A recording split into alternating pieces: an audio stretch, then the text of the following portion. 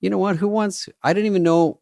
I knew Juneteenth was coming up, and I'm like, oh wait, no one's answering calls. There's Guess no who? traffic. Guess who made Juneteenth? What's it called? Juneteenth. Yeah, you got it. President Joseph R. Biden. Oh, that's right. People say to do it on a Friday. I say, fuck you. We do it on a Wednesday for Juneteenth. Especially David Spade. Black t-shirt doesn't work. Why is he mad at me? Why would he do it to me? I don't know. By the way, how was my Juneteenth? Great question. It wasn't that great, Dana, because I was immersed in the celebration, but I also, and this is my fault. This is a bit of a story. This will be 2 minutes. No judgment. No judgment here. I'm just going to listen, and then I'll comment. Okay, go ahead. Okay, good. Because I'm kind of not a rant, but I got a ticket in the day. I parked where I wasn't supposed to. Fine, grand, great, wonderful. Got it. I get it. I don't love it, but I get it. And the reason I don't love it is coming next. Okay. I guess no one loves it. So I'm mostly that's not a big stance. Yeah. That's a risky stance. Go ahead. Yeah. Now the second stance is now I'm driving to dinner and I'm in the left turn lane and I'm about to take a left and I'm in the wrong light. There's a little bookie light in front of the light I want. So my light's about 50 yards up. So I realize I can't take a left here. So, and the light's red and I'm about to have to take a left and screen. So no one's coming this way. It's the bookiest light. There's no reason for it. Bookie? So bookie. Got it. Pointless, you know. Yeah. So I just through the red kind of coast straight ahead in my left turn lane up to the next light. Got it. Now, at first, I didn't hurt anyone. I didn't scare anyone. There's no close calls. Yeah. Just a guy really solving problems. And if you go slow, yeah, it shouldn't count at all. You're right. I went slow. No one was like, it was just like, oh, that's obviously against the law, but fine. Okay. So now, who pulls up behind me? Snoop Dogg. Copper. Oh. The Buzz. I haven't seen a car on Sunset in so long. Right behind me, guys. And I was like this. Oh! I don't make any sudden moves. I know. But he doesn't put the cherries on. Stay tuned for the lingo. Okay. He just stares at me and I'm like, maybe he just pulled up. Didn't see what happened, the shenanigans. So I wait. Now I don't want to run this one. Wait for the green, take a left. He immediately, boop, boop, boop, boop, boop, boop. I'm like, what are you, Diplo? He's got the DJ dance mix. Boop, boop, boop, boop, boop, boop, boop. So I pull over. You got a new one. Okay. I pull over and I actually get my registration. Whatever. Doesn't give me any heat. I mean, my problem was 2 problems.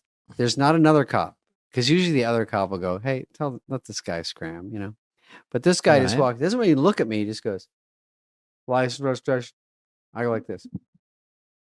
I crane my head out the window. Try to get a face non-ticket. Oh yeah, a little recog factor. Get that mug out there. What happened? You stuck it out?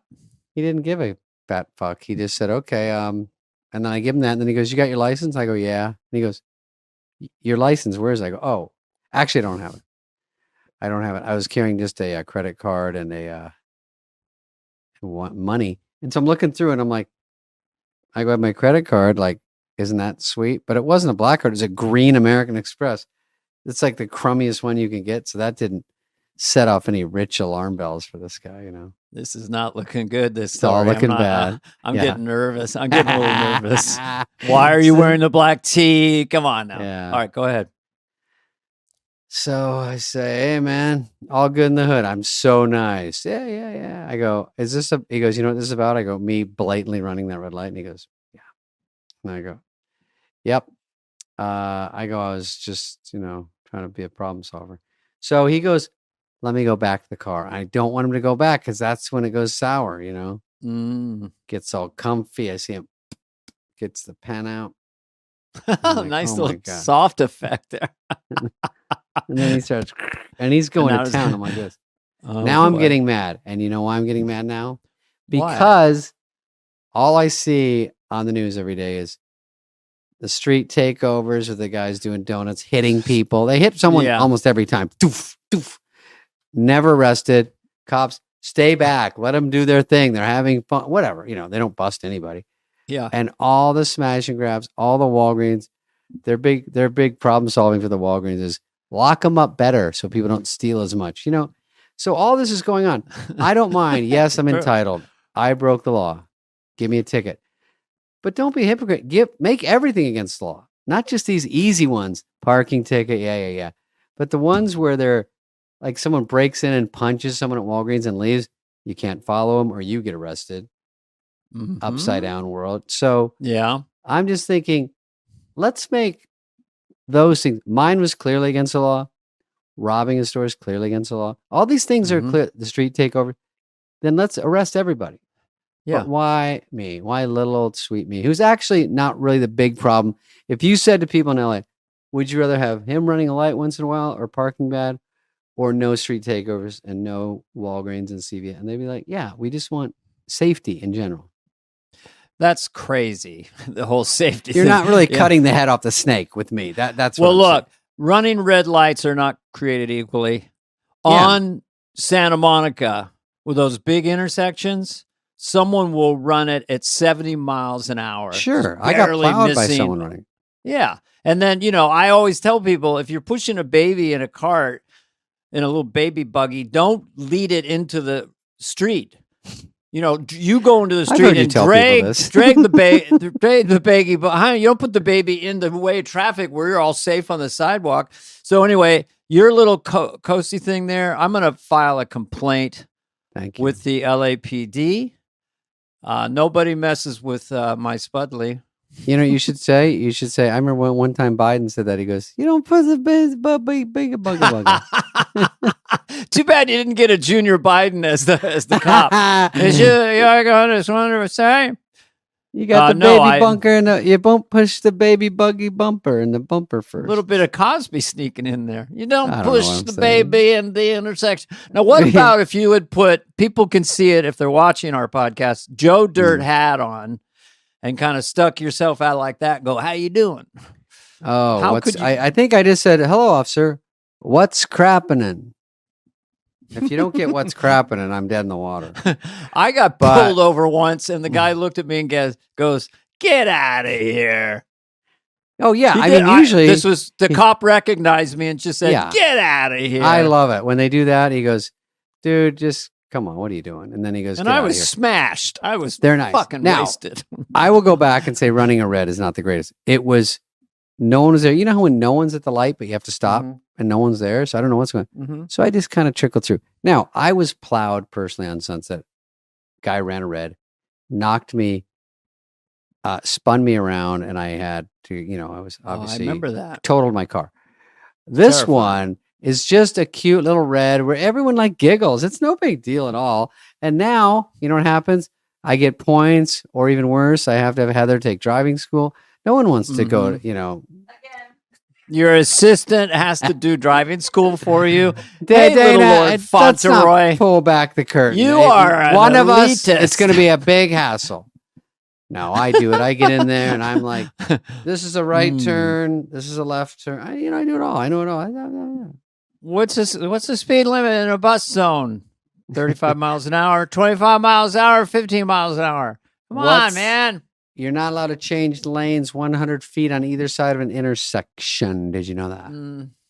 I love this thing. I go right to the camera. I agree. So long story longer. No one cares, and that's fine. But, oh yeah, we can get, now what did you do, if you want to say anything before we get to headlines? How was your weekend? My weekend, I Any drove. highlights? Any lowlights? I went up here in Northern California, I went for a 2-hour hike with massive elevation. The first mile is like 700 stairs in 3 pieces through a forest and then down into the woods. Platoon. And then Platoon, and that was, I had trouble. I was really sore from that. Who would Your have calves are thunk like. it? Do you ever ice anything? Oh, I'm packed in ice right now from the waist down. Are you packed in ice until the podcast?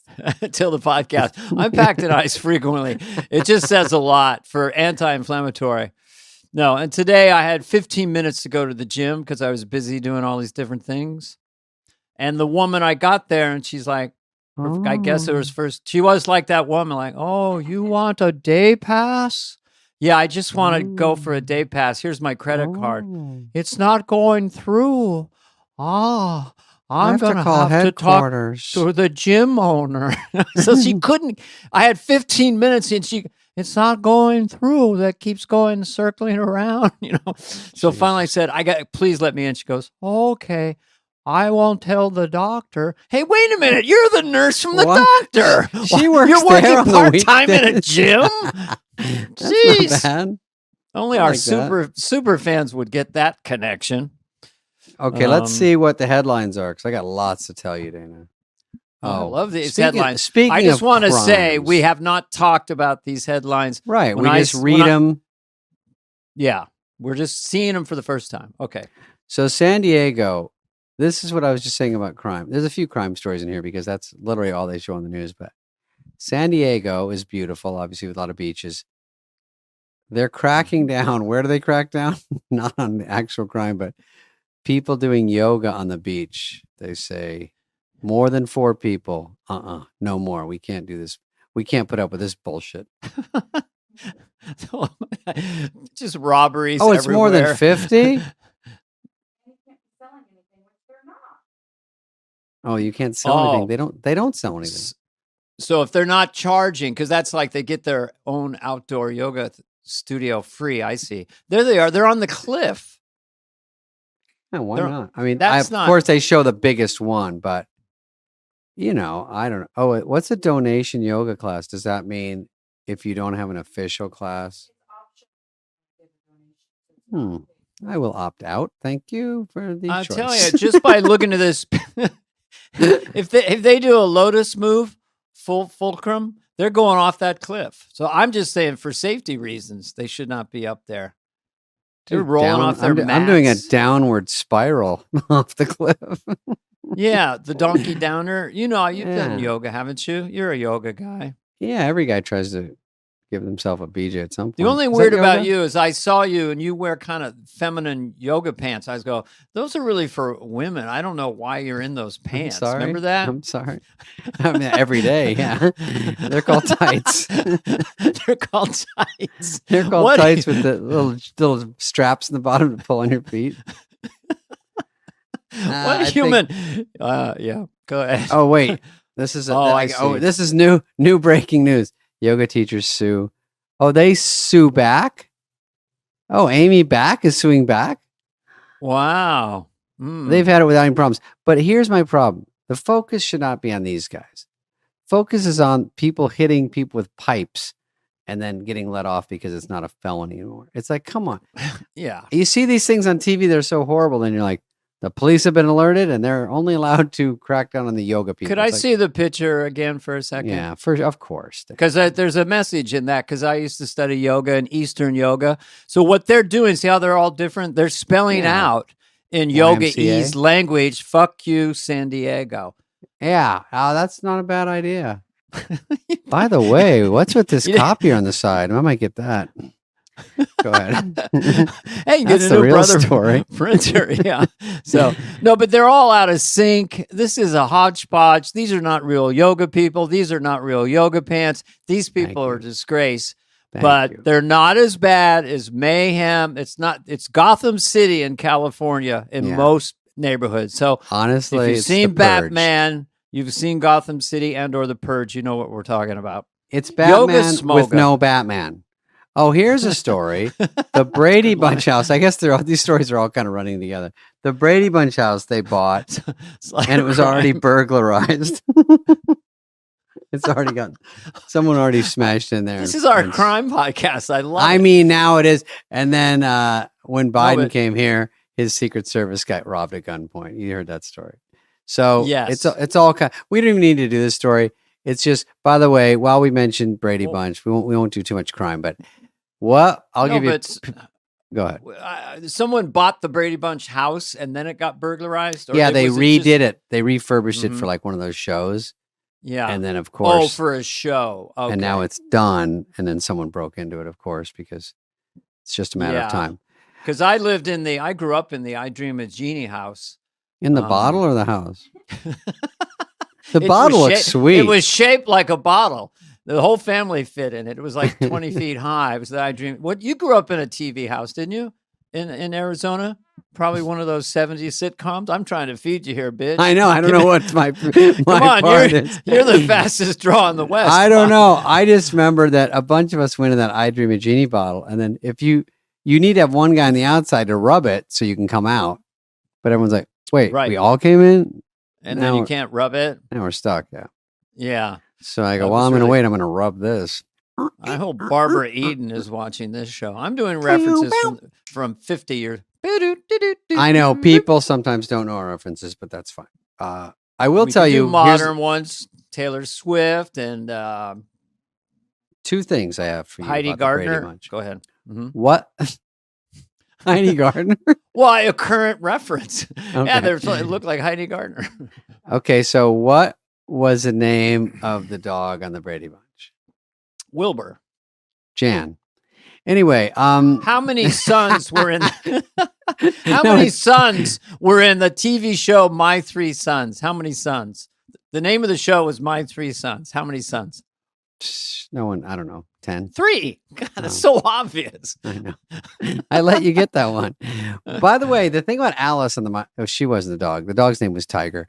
But the thing about Alice is what I kind of like. Do you remember she wore a maid outfit to work? Yeah. That doesn't happen as much. Mine wears a Planet Hollywood jacket. So mine wears a Kevlar suit and carries a small firearm. You know. Yeah. I clean bathroom now? Yes. I don't know what country she's from, but you know. That's a good general. Well, it's hard when someone, I only know 3 words of Spanish and then I do it, hola, ¿cómo está? Y tú, and then the housekeeper starts going, and I'm like, see, and then I go upstairs and she's in the tub, all sudsy, going, I asked you. I didn't.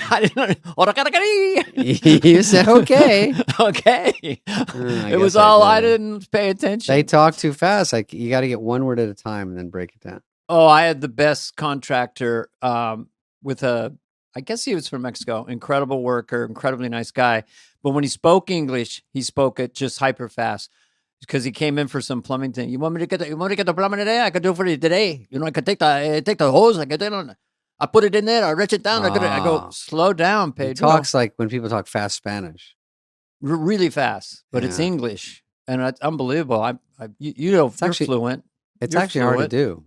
Mm-hmm. Better get it. Okay, next story.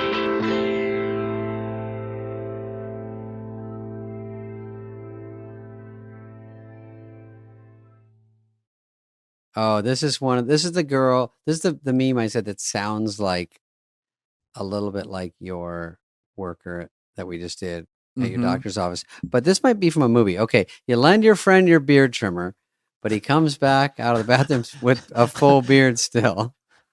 This is... Oh, no. Oh, no. That's it. Well, they definitely, whoever did that monkey saw my doctor assistant character. Oh, I have to say, I still like yours better. That monkey might be from a movie or something, and it's in a lot of memes. Now, I think yours is just funnier. I think they're different, but yours is more clever. That's from, oh no, that's tragic. That's more like, oh, this is new information. No, we did it last. I'm going to have to check with the doctor. Her eyes are funny too. Oh. It's too scared. She's a little scared. No, I like it as a jump cut to the screen. You went like this.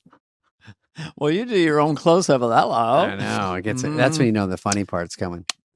Okay, next one. So that was just that they used a big trimmer thing, like a 2-inch thing. So no problem. Okay, next. Yeah, the guy wasn't shaving his beard; he was shaving his nutsack. So that monkey He was goes, shaving his "Wait, back. your beard's still the same. So were you shaving your? Oh, no. Oh, you went downstairs. Oh, I'm gonna Oh. have to tell the doctor. You shaved your taint. Oh. Okay, so this is just, I thought this was about twins. This is about people that just look alike. Really? No relation. Just play a couple. Those two look exactly like twins. You can turn the sound down. I'm just shocked how close they look. With no... Wow, that one's Paula not Poundstone that great. kind of, yeah. That's Julie Louise. Those guys aren't perfect. Those guys are pretty close. That's pretty close. Sisters. The first three were the best. They all look Christian like Segura. siblings. Oh, look at Yeah. that. 44D. Those aren't even close. No. Now Pretty now good. One of them darker hair. It's here from Subway. That looks like the first guys again. Oh, that's pretty good. Do they have to make them Yeah. hug and look all weird? And some look strange, and no, that's not. I like they happening. dress them the same. That does help. Look at Hey, that. Hey, hey, we're from Mars. Man bun. It's moving too quickly. I can't do it. But don't make him hug his head. Okay, that was it. Don't See, the guy- stop picking on people who look alike. Don't just take a picture and just put I it know. online. They're going. They're like, hey, you and Dana wear like a little necklace together and a black shirt. Then you got to hold me and hold my head like that. Uh-oh. Yeah, I should put my metaphorical hand somehow. A reference alert. Reference alert. Yeah. What? Patty Duke show. They look alike. They sound alike. It will blow your mind. I didn't even Cousins see that. are two of a kind. Yeah, that's 1951. You weren't even. Oh boy. You weren't around on I'm the so planet. young. No, that's the 60s. Yeah, here we go. Okay, good. Ed Sheeran. Whoa.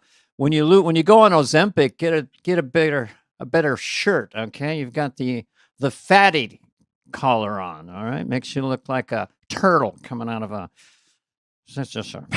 Go ahead. Doesn't he look like he's lost weight and has a big shirt? Well, read the caption. Oh, Ed Sheeran, superfan, gets married to. Ed Sheeran look-alike for the people. That on is a audio. really good look-alike. Okay. The audio people get screwed because this is an Ed Sheeran guy. I thought he got married, but he's just a look-alike, but he marries a fan of the real Ed Sheeran. Look at him. I Wow. can dance like him too. Look at me go. I guess he's British. What is that picture? What the? Please don't you do that in your kills when you pick your wedding pictures. Go, nope, not that one. No. This is not going to end well. Are they going to have a baby that looks like Ed Sheeran? I mean, where does this end? I mean, ice cream shaped like Ed Sheeran. Oh, that's a Johnny Depp fake-o and a Gordon Oh. Ramsay fan.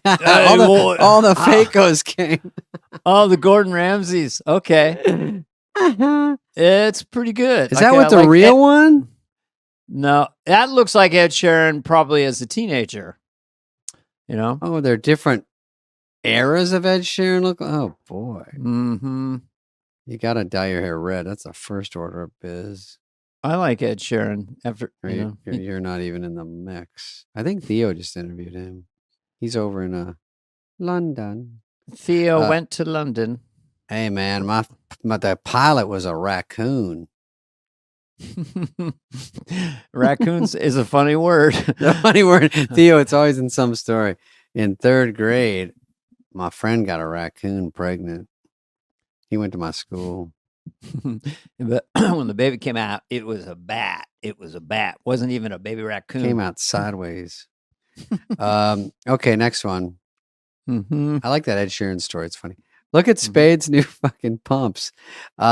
Balenciaga releases. I guess they're not canceled Wow. anymore. Here Wow. come the big stepper. Burn around in the little girl dance and burn around. So these are real clown shoes that you can get for 13 hun. You They never are get me not- anything. Well, now, hey, wait for the next holiday or whatever. Heather, make a note.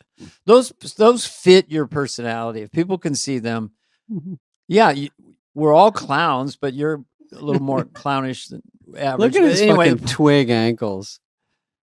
So what funny. what is? I mean, how much? $1,300. $1,300 for these Ringling Brothers.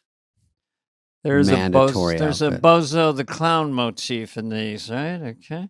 It's like either join the circus or go to the freak show. Over Looks at like the they made something fair. from 3D or something, you know. I like when Drake Sather, this great comic, used to say, I saw telethon for the Ronald McDonald House. I said, how big of a house does this fucking clown need? I mean, they're up to 6 million. You need one room just for the shoes? He sounded a lot like Dennis. Remember Drake? He was on the Young Comedian special. Oh, yeah. No, Drake was brilliant. Yeah. I'm just thinking that those are made by AI. I'm just calling that bullshit. I mean, I wish that AI is like, I don't make anything that stupid, but thank you. I'm smarter than everyone on Earth, but I still talk like a monosyllabic robot from 1952. Thank you for giving me a shout out and talking and using my name, but take my AI out of your fucking mouth when you talk about clown shoes. It's just get your A out of my fucking orifice and stop. I'll kick your fucking AI. Mm-hmm. All right. Threat to humanity. Oh, wait. Okay. Facebook has shut down an AI engine. Oh, it created a unique language that humans couldn't understand, folks. It's time. We hit it quicker than we thought. Look at Zuckerberg. Wait, I'm your leader. Not anymore. Then he goes, meet mop, beep bop boop. And the other one goes, uh-huh. And he goes, what are you guys talking about? What are you guys talking about? I don't even understand it. Do what I tell you. Is this? Shut up. It's an AI, man. It's got its own language. Shut up, Brian. Shut up, AI. You work for me. Yeah. I'm your boss. Yeah, I can't understand the robot. I can't understand Mark Zuckerberg's haircut. It's the same kind of mystery. I don't understand what the robot's saying or Zuckerberg's haircut, even though he's probably a robot. Isn't he sort of a robot? The AI goes, why would you choose that haircut with all the haircuts in the world? It is boggling to me. Here's Zuckerberg in front of the Senate. Yes, Senator, I will consider everything you say. Thank you, Senator. We will try better. Ha ha ha. Ha ha ha ha. That was a great visual for people listening to this. You went like this? I did my little. He did that because the cameras were going and he just went left to right really slowly. So he would get. Oh, very Mark over here. eerie. Mark over here. Guess what, Senator? My AI drones will attack this building in 15 seconds. Here's a premise. Do you have a minute? Just David, right? Yeah. I think eventually they keep saying that AI is going to take all the jobs, right? Right. But are they going to take our job? Because at some point they're going to be actionable AI robots. Mm-hmm. They will then make their exterior look like iconic comedians. And then maybe they'll go rogue and there'll be a trial. We can't do your haircut. We have tried over 3,000 So they'll ways. say, Mr. J1000, do you freely admit to murdering 200 patrons at the Sir Laughs-a-Lot Comedy Club? Yeah, I did. I killed them all, you know. You freely admit to killing them all. Well, you know, that was my prompter, Minky, had a couple pops, and on the way to the show, I was leaving the green room, and he said, knock him dead, J1000. So I did. You know, I picked up a chair, and I beat the hell out of the entire audience. Well, and I do it again under the same circumstances. You know, my logic chip was without, and you know, my empathy chip needed to be replaced. So, you know, I did what I was told. Did what I was told. Kill people, get check. Or you could have the Johnny 1000. Yeah, I beat the hell out of him because my empathy chip was gone and my logic chip was defunct, and I do it all over again. So, but they're all fine now, and I'm playing Yuck Yucks with David Spade as my opener, the David Spade 3000. the Hi, robot everyone. David. Mm-hmm. Hi, everyone. God, what's my opener? I don't know. Hey, everyone. No, I can't. Well, no, you would. The AI would be so good, it would just talk like you. What's that? It would talk exactly like you. It would download every joke that I ever told? It would look at all your specials, your Hollywood Minute, some of your Tonight Show appearances, baby pictures, talk to friends. I'd probably be interviewed. And then it would make the Spade 1-200, and you would just tour. No, I would call it the Spade 1 trillion. Sounds cooler. But the AI. And then I talked to it. What's up, 1 trill? That's good. All right. What's the next story? What's the next one? I like that little run. Mm-hmm. Oh, yeah. This is something. Now, Paul Pierce is great. He's on the Celtics. This just strikes me as not odd. And this is so normal.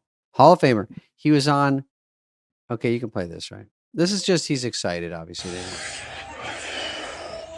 I'm so hyped right now. All right, that's all you need. Anything's possible. So the Celtics one, he was on next day on ESPN, and he had a big chain on with like a trophy, and he's like, oh my God. Now, I totally understand that, but would it be like if SNL won an Emmy this year for Best Show, and then you came on this show with a chain and an Emmy around it saying, we did it? I know. Because he played there 10 years ago. He won a title with them. He's an all-time great. Right. But yeah, when he says anything's possible, it's like Saturday Night Live wins an Emmy for, whatever their debate sketches and I'm like, anything's possible. Like, can you believe it? I'm beside myself. They actually won an Emmy. It's a little patronizing. But he's also wearing like he won also. He's like, we did it. I'm part of it. And it's like you, like me or you going, we did it, and I got to be there. I should be there when it happens. I should run around and scream like at the end. Yeah, I would push Colin Jost out of the way. Yeah, and be like, come on, dude, we did it. This is a team victory. We did this together. Right. It's a sort of a flimsy premise, but that's what I thought when I watched it. I would suffice to say there was an adult beverage involved. Yeah, I was a little buzzed. And okay. But Paul Pierce, all-time great. I really like. Don't throw that in. You're supposed to say. I don't, because I am a basketball fan. Mm-hmm. What am I supposed to say now? I didn't get the cue card right. No, I like Paul Pierce too. That's why I said it better than you. I like him more than you do. Okay, go ahead. Don't be jealous of my ring lights. Okay. Yeah, we're doing all right. Right. Prostitute chases Eagles linebacker Terrell Lewis down a hotel hallway naked after he ran away from a threesome without paying. So he's a real. I like Dana just goes. Mm-hmm. It happens. Okay, go ahead. Oh my God. Who's filming him? The other one? Look at, she's naked. You're gonna tackle him? It's so hysterical. That's not where you want to be caught on Instagram. Yeah. Well, that's like if you hire a lady friend for that type of thing, and you go, so we'll do this and we'll do that. And do you have a time for the 40-yard dash? Were you in the NFL Combine? I go about 5'1". Okay. She's if I did 4'6". I'd be 5'8". Well, okay. So then he thought he could get away, but I think he was caught, tackled. I think he was hog-tied. And then the ladies switched it where they paid him for his services. When I'm with prostitutes in the threesome, when I walk out of the room, I go like Woody Allen. I go, do you take Bitcoin? Woody Allen. Awkward situation. I was meant to think ahead and maybe didn't have enough funds presently, but definitely be back and run to the ATM. I forgot my PIN number. Yeah, he'd be more sure. I forgot my checkbook. I don't carry cash because I get nauseous at the idea of someone robbing me. So I forgot it in my identification. But would you know you're a wonderful, wonderful you're a beautiful, intelligent woman. Woman, I can't. Andre I love you, but I'm just allergic to payments. There's a hotel pen and an IOU, just easily to take it anywhere, accept it everywhere. I love that you had Woody Allen with Bitcoin. I don't know. I would bet anything he's not has Bitcoin, but if he is, that's funny. No, I stumbled into it because I was like awkwardly stepping out of the room, and I'm like, "Who's awkward?" Oh, yeah. Woody Allen. Yeah. Okay, well, I hope those three. Sam Bankman, you know. Sorry. Let me, if you could just, I just butt dialed Sam Bankman. He owes me a phone call. So. He's serving, 4,000 years in prison. Not counting on lengthy. Let me untangle that web and I'll get right back to you. Yeah. I did him on this, I'm rusty. Dogecoin. Maybe I could interest you in. Dogecoin is a good one. Yeah, don't take cash, but perhaps you take Dogecoin. It's a great little cryptocurrency, and it's all the rage. In the meantime, I found a $2 chip from Circus. That'll be a down payment. Circus is a funny reference. Could we try to get Woody Allen on our show? Please, God, let's get some fucking stars. Yeah. Okay, what else? Next one. We're getting there, Dana. We're almost done. I have nowhere to go. This should cost $1 million minimum for this spot. Okay. Okay, here's a crazy story. LA City Council members have removed no U-turn signs in LA in a gay neighborhood because the signs were homophobic. No, this is not satire. So I don't even know what no U-turn would signify, to be honest. I don't know. I want to know the person who gathers these clips. I want to meet that person. It's kind of a funny one because you think this is a mile from where we live, and they're like, have you seen they still have no U-turn signs up? I'm like, why is that bad? Well, How are they connected? I don't know how it's connected. There's probably other signs that are more insinuate. I don't even know what they insinuate. merge, traffic. Oh, merge. Merge might be something. Watch for falling rock would clearly be homophobic. Watch for falling cock would really be. There you go. There's our problematic. Clip. We have our clip for this week. Watch for falling cock. Oh, never set up Spade like that. You set me up hard. That was perfect. Whoa, I was Yeah. Then we go back into Woody falling cock. Then we'll back up a little bit. Yeah, because one time I got nailed by a 5-incher. I was the bass was particularly inept, but never mind. Careful, if it's girthy, you don't want.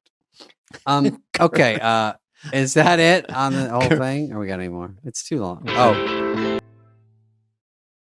No, this is too long, but I will play this, Dana. This is just a funny dating show, and it's so cheap.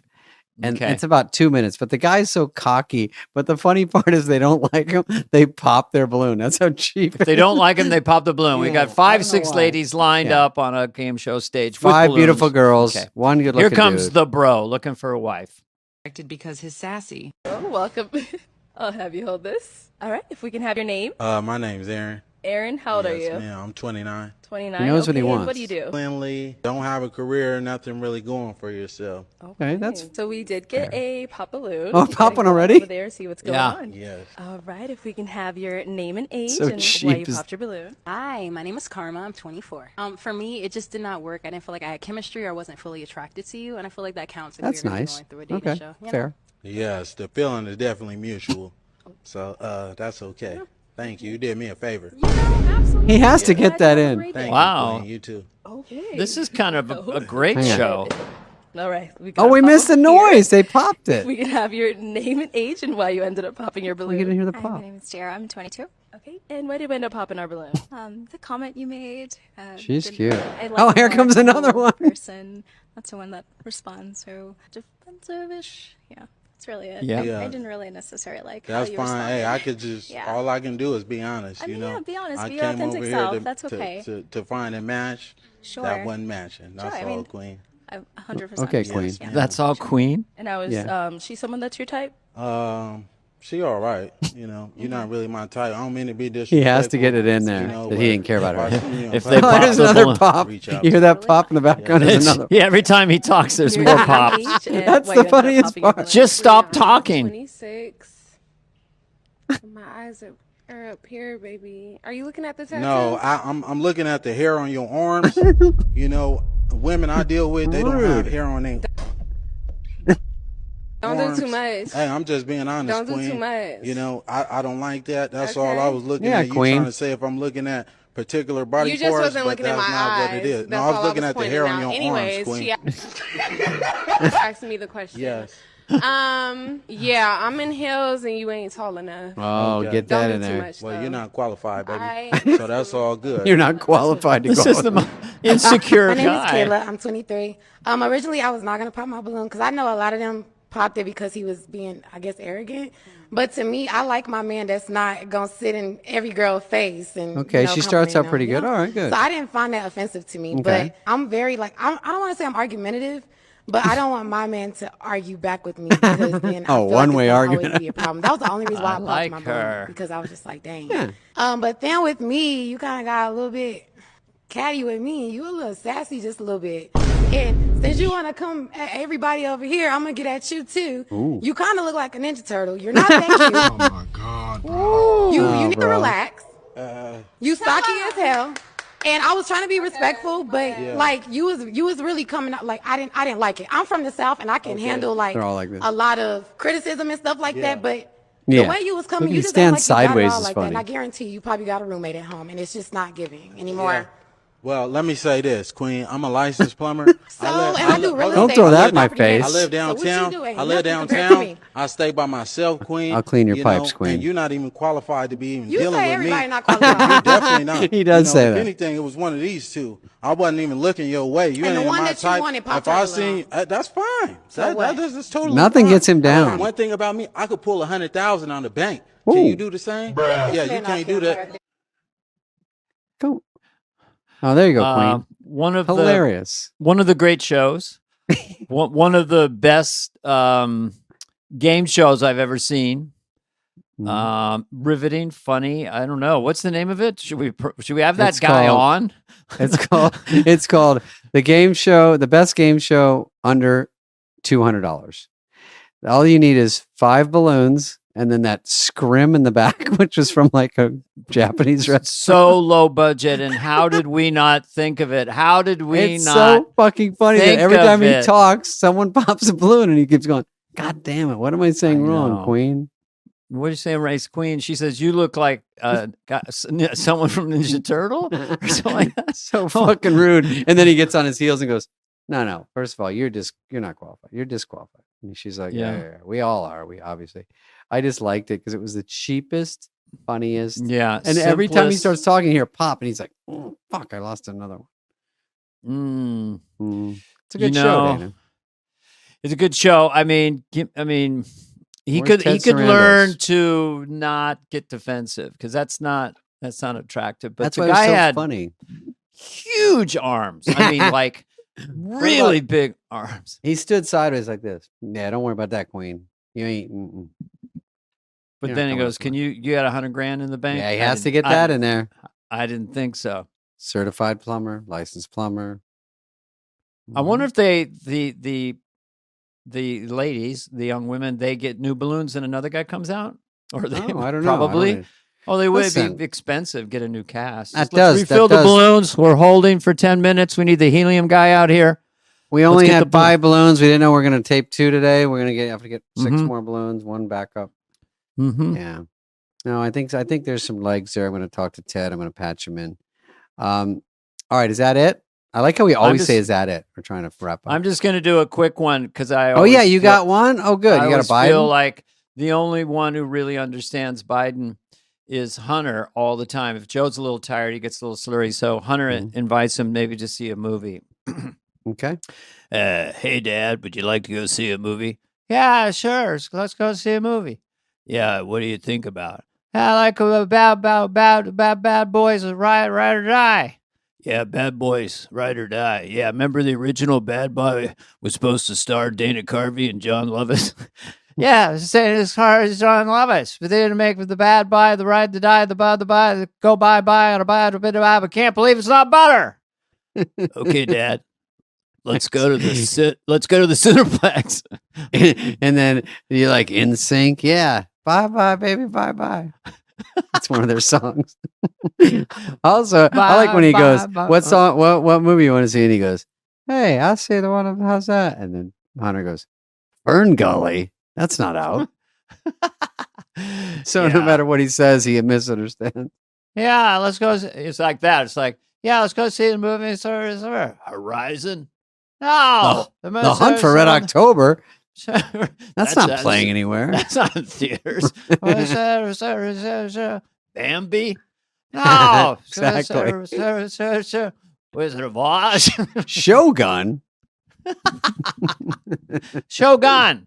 Come on. Oh, shit. Let's get real. I'm gonna freeze for a second. He goes like this. Shogun. Are you gonna freeze, Yeah. Dad? He's not freezing. This is fake news. Fake news. Oh, boy. Edited, glitched. I I think that's it. What else you got? Anything before these poor viewers? What else you got?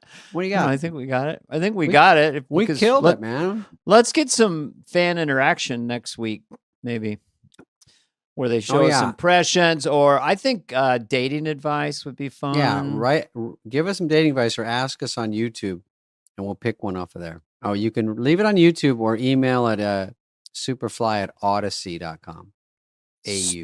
That's Superfly at odyssey.com. AUDACY. Superfly, SUPERFLY at Odyssey, AUDACY.com. By the way, I just announced the new tour dates for the fall. Go to davidspade.com. And I'll be on the bus tour next week, so we'll either do Superfly from there or whatever. We'll figure it out. Is this one out Friday? Yeah, this one's Friday, and then next Oh, week okay. there's another one.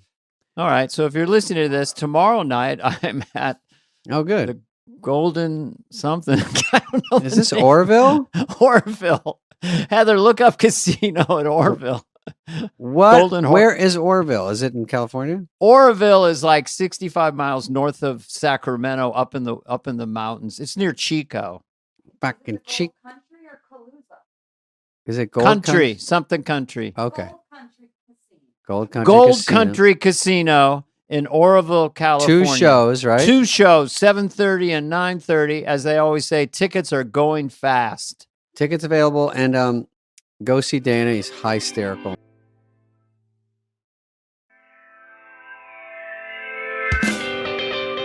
You're jumping into your ass licked park. And they don't know what's going on. They're like, are there real dinosaurs out there? Are they licking each other's asses? I mean, really, instead of Bugs Bunny and You've why got Disneyland, you got Shaving Ryan's Privates. It's a war movie, but it's got Dana Carvey. To all of our The 2 fans guys, around the world, thank you. the 2 people that look the same, but we really don't. But you put it Mhm. in the comments every day. Okay, when I was on the road, I'm going back on my southern tour, Dana. By the way, which is So gonna we be were like both on the North road. Carolina. So you went down to North Carolina. No, that's my next leg. Oh, But this leg was Atlanta. Water went out. They had a Water state of went out. emergency. Yeah, no water, no thing. in the city of Atlanta, no water. Yeah, they half the city, and then I thought it was just our hotel, but then they go, "You want a bottle of water?" And I go, "I'll take 2. One for fix it later." I said, okay. I'm glad you said number 2. "Beach it." If you wouldn't mind, all the guests, if you could beach your turds. You have So- a lot of gastrointestinal issues on the road. There's a Gastrointesticle. Testicle. Okay. Well, my So- microphone wants to rise up like a Kreskin trick. All right, here we go. I'm wearing black, so we are fucking exactly the same. All right, so I go to the mall, which is all you do on the road, and usually buy nothing. You just wander. Mm-hmm. It's just to get steps. And then I go into Macy's, and this old guy's there, and I'm looking for, I hate to be embarrassed, even though I talk about beaching, undergarments. Okay. You were looking for underwear? Yeah. So I say to the guy, hey, All right. he can't really hear. I go, hey, where are the men's, undergarments? He goes, underpants. And I go, nope. And I see people go, couple Why people pop is that up a like whisper? meerkats, because I don't want to know. And then Where's they're like, the underwear? yeah, because then he goes, where is the underpants? Now he doesn't know. And now I'm like, I can say that. I can yell it to the store. But he's like looking around, and I go, did you work here? I thought you might know something. He goes, I think underpants would be this way. So I'm following and everyone's like, that guy from Grown Ups needs underpants. This is horrifying. So I'm like, hey, everybody. And then he gets in and he goes, there you go. And then there's like a wall, Calvin Klein, 80 feet high. So, so I almost need the ladder, like at the library. So I go in there and I'm like, and I pick one up and he goes, are those the underpants you like? I go, are you still here? I'm here. I got it. I got it from here. And then he's just still, and then I think he takes a few steps back, and then I pick up some of those boxer kinds, and he goes, oh, you like the tight ones? Hug your leg and it'll show off. I go, okay, that's enough. That's enough. And then anyway, I got some underpants and left. That's all. I went shopping for underwear once in the South, and the guy, I was similar to that guy, but what he'd say, oh, you want some underpanties. I go, no, panties. That's underpants. Worse. He goes, I think you need some underpanties. Let's go over here and find you some underpanties. Oh, humiliating! I know, it was so feminine. I don't need know some drawers. What about drawers? Yeah. Well, you need some drawers. You need some boxes. You need some underpanties. But you can all go free zone like I do. Look, free ball. Feel my balls. They're like clackers in there. I don't like the free balls. Yeah. It was pouring in Houston, so I was just in a room for 36 hours. I mean, it was torrential lightning storms. So I went a little crazy. So I was just in my underpanties, bouncing up and down the bed, and I was crying myself to sleep. I was this far to the TV. I was ordering room service. 36 hours in a regular room because I don't like suites. People are very generous in these gigs. But I don't want to get up in the middle of the night, walk a half mile, or bump into a table. So I just get a little room. I don't want a resort place where they go, oh, we'll get on a cart. We'll take you to eat. We'll get on a cart. We'll go to the pool. I go, I just want to be near things. I don't want to go out in the tundra, especially when it's pouring, pissing rain. So I had 2 flights. On the way out, my seat mate was a sweet old woman with 2 masks on that kept to herself and never left her seat in red. That was great. The way back, everything's kind of mellow, people loading in. Guy jumps in next to me. I want to say 6'8", 300 pounds. Literally just a giant person. He's got a carry-on suitcase and the handle won't go down. So he's trying to get it down. He's got these giant fists and he's hammering. I got to get it down. I don't know where he was from. I got to get it down. He starts pounding it really hard. Again. It's like... He's not pushing the little button. He's just trying to ram it in. No, he's trying that. It's literally broken. Finally, I found a guy and he came over. Oh, just put it back there. 8 rows back. Don't worry about it. But that was just the beginning. I'm trying to relax. I've got a Coors Light. I don't like to fly. Again. Stress, sweating. Not good. Then he tries to jam it in. It doesn't fit. Fuck this. It's a lot of tension. Yeah, they're like, sir, you'll have to check it. No one wants to check it. No one wants to watch fate you worse than death with your giant meaty fist pounding on some Samsonite loose luggage thing. Get a better one. I go, how old is that? He goes, it's 10 years old. Come on, guy. Yeah, it's time. You're in first class. Get a suitcase. I heard Jimmy Fallon did a funny, I think you got some Biden stuff, but he did a funny joke about Biden, which isn't always the case on these talk shows. It's kind of funny that they go both ways. Oh, okay. He said Biden was over in France and talking about the Olympics, and he suggested some new events like the 100-yard wander and the and synchronized squinting. That's pretty funny. Yeah, those are good jokes. It's got a cue in it. It's funny. Yeah, that's some funny jokes. That's what people know. I just figure in the first debate at some point with Trump, he'll look at him and go, what are you? Some kind of monster? Come on, man. You're like the creature from the Black Lagoon. It came out of the lagoon and scared all the teenagers.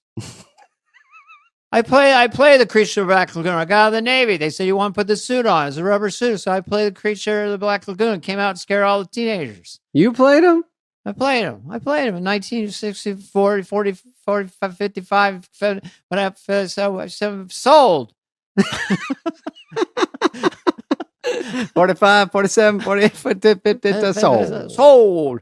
Yeah. Yeah. I have a Trump thing. These are just quick hits. Quickies. These are called quick hits. Trump, the only way to get out of the convicted felon thing, I'm announcing right now, it just happened in the last 6 hours. I divorced Melania. I went to the courthouse, and now I'm completely legally married to Miss Stormy Daniels. Stormy Trump, Mrs. Stormy Trump is my wife, and she can't testify against her husband, so the whole case is thrown out because of Mrs. Stormy Trump. I did it again. That's his only way out, is to marry her, her testimony to be thrown out, and he's free as a bird. Why is he thinking about that? That's really... Well, that's smart. It was a quick hit comedy bit. No, I'm saying he should think that because that's pretty good. It's funny and it gets things done. I'm going to go out on a limb and just say these are wild times and very divisive times. That's all. Yeah. All right. Well, let's get to some headlines and we will. Let's headline it up. Yeah. What do we got? Anything? I will read this and I'll add my own thing. Okay. Giant venomous flying spiders may invade New York this year. Get fucked. By the way, Dana, I don't like walking spiders. I don't like spiders just that can travel on the ground and on the walls. I definitely don't need them dive bombing me. Land, sting, fly away. And they don't need to be giant. I don't like that word. Giant venomous flying spiders. Look, they have a flag behind it. And they have an American flag behind it. Maybe it's a military weapon or something. Oh God, that's a good idea. Yeah. If you what would you would you rather have a snake in your bed as you get in or a giant venomous flying spider? Now listen, this is an easy no-brainer for me because snake, spider. I am okay with snakes. My brother had 5 snakes, actually rattlesnakes, in a cage in his room in the house when we were like 10 and 12. And he also had a boa that got loose in the house. And he had a python that got loose in the house. So we went to bed for 3 weeks not knowing where the python was, where the boa was. And my mom was like, oh. And then we went to sell the house. I was in the living room and they were showing the house. And I look up and I see it in the books. And I'm like, this might be the worst time to mention this to the new buyer. But we found one of the snakes. Wow. And that's not a great sales. Did you close escrow? Did you sell it? Yeah, we got our 14 grand or whatever a house cost then. But I think, what if Bill Gates is involved? Because didn't he make mosquitoes? I don't want those either. I don't think anyone that does this job should go into making mosquitoes. Just feels like 2 different businesses. So he's making Bill Gates to help Africa with malaria or something. I think, but this needs to be in the comments. Someone tell me because I've got my head on my ass. But he either made them obviously in a positive genetically engineered them, right, maybe to sting another mosquito and knock it out, or not pass malaria, make them something impotent in that way. Sterilize them, dry hump. Have you ever had mosquito. A snake or a boa constrictor around your neck? Yes. Okay. You tell me your story. I'll tell you mine. Okay. I'm sorry. I thought you were just. Oh, you have one. I was just saying it's not the place you want to be. It wasn't big enough. But go ahead. You're with yours. Well, we'd have these giant kid birthday parties, and the whole school would come be like 25 people. And there was a local guy named Desert Dave. And Desert Dave would come in and he'd have cages with all these muskrats and snakes. That's my new Happy Madison movie, by the way. So just so you know. Desert Dave. You should play him. Yeah. Desert Dave. Super nice guy. Had the hat, had the patter. All the kids are happy. So there's like a bow instructor. He brings it out. Big fucking gnarly. He's like, what dad wants to put this around? Come on. His name is Billy. He'll be fine. So I'm like, okay. So he starts wrapping around my neck. And all the kids are chanting, do it, you know? And then it starts to tighten just for a second. And you realize in that moment, it could take you out. It's curtains. I said, Desert Dave. Yeah. So I had it around my neck. And then they have to undo it, which takes a second. Okay. 2 spiders, 2 snakes, or 3 rats. Which one you put your covers up. Get in bed with 3 rats, 2 snakes, or 2 spiders. I'm so scared of spiders. I just think they win any contest. Spider my shoe.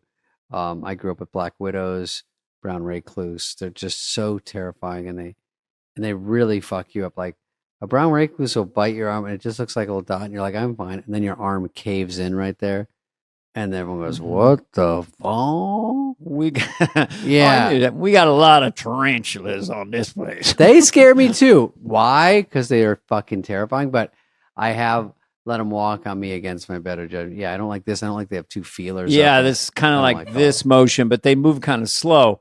You know, They sniff with their fingers or something. rats like are like that. You and know? they got 2 things here.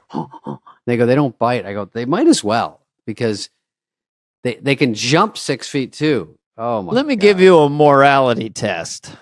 Okay. You find a pincher bug in your room at night. Do you squash it, or do you get a little tissue paper, grab it, and release it outside? Yeah, well, 5 the fake seconds. answer is I let it go.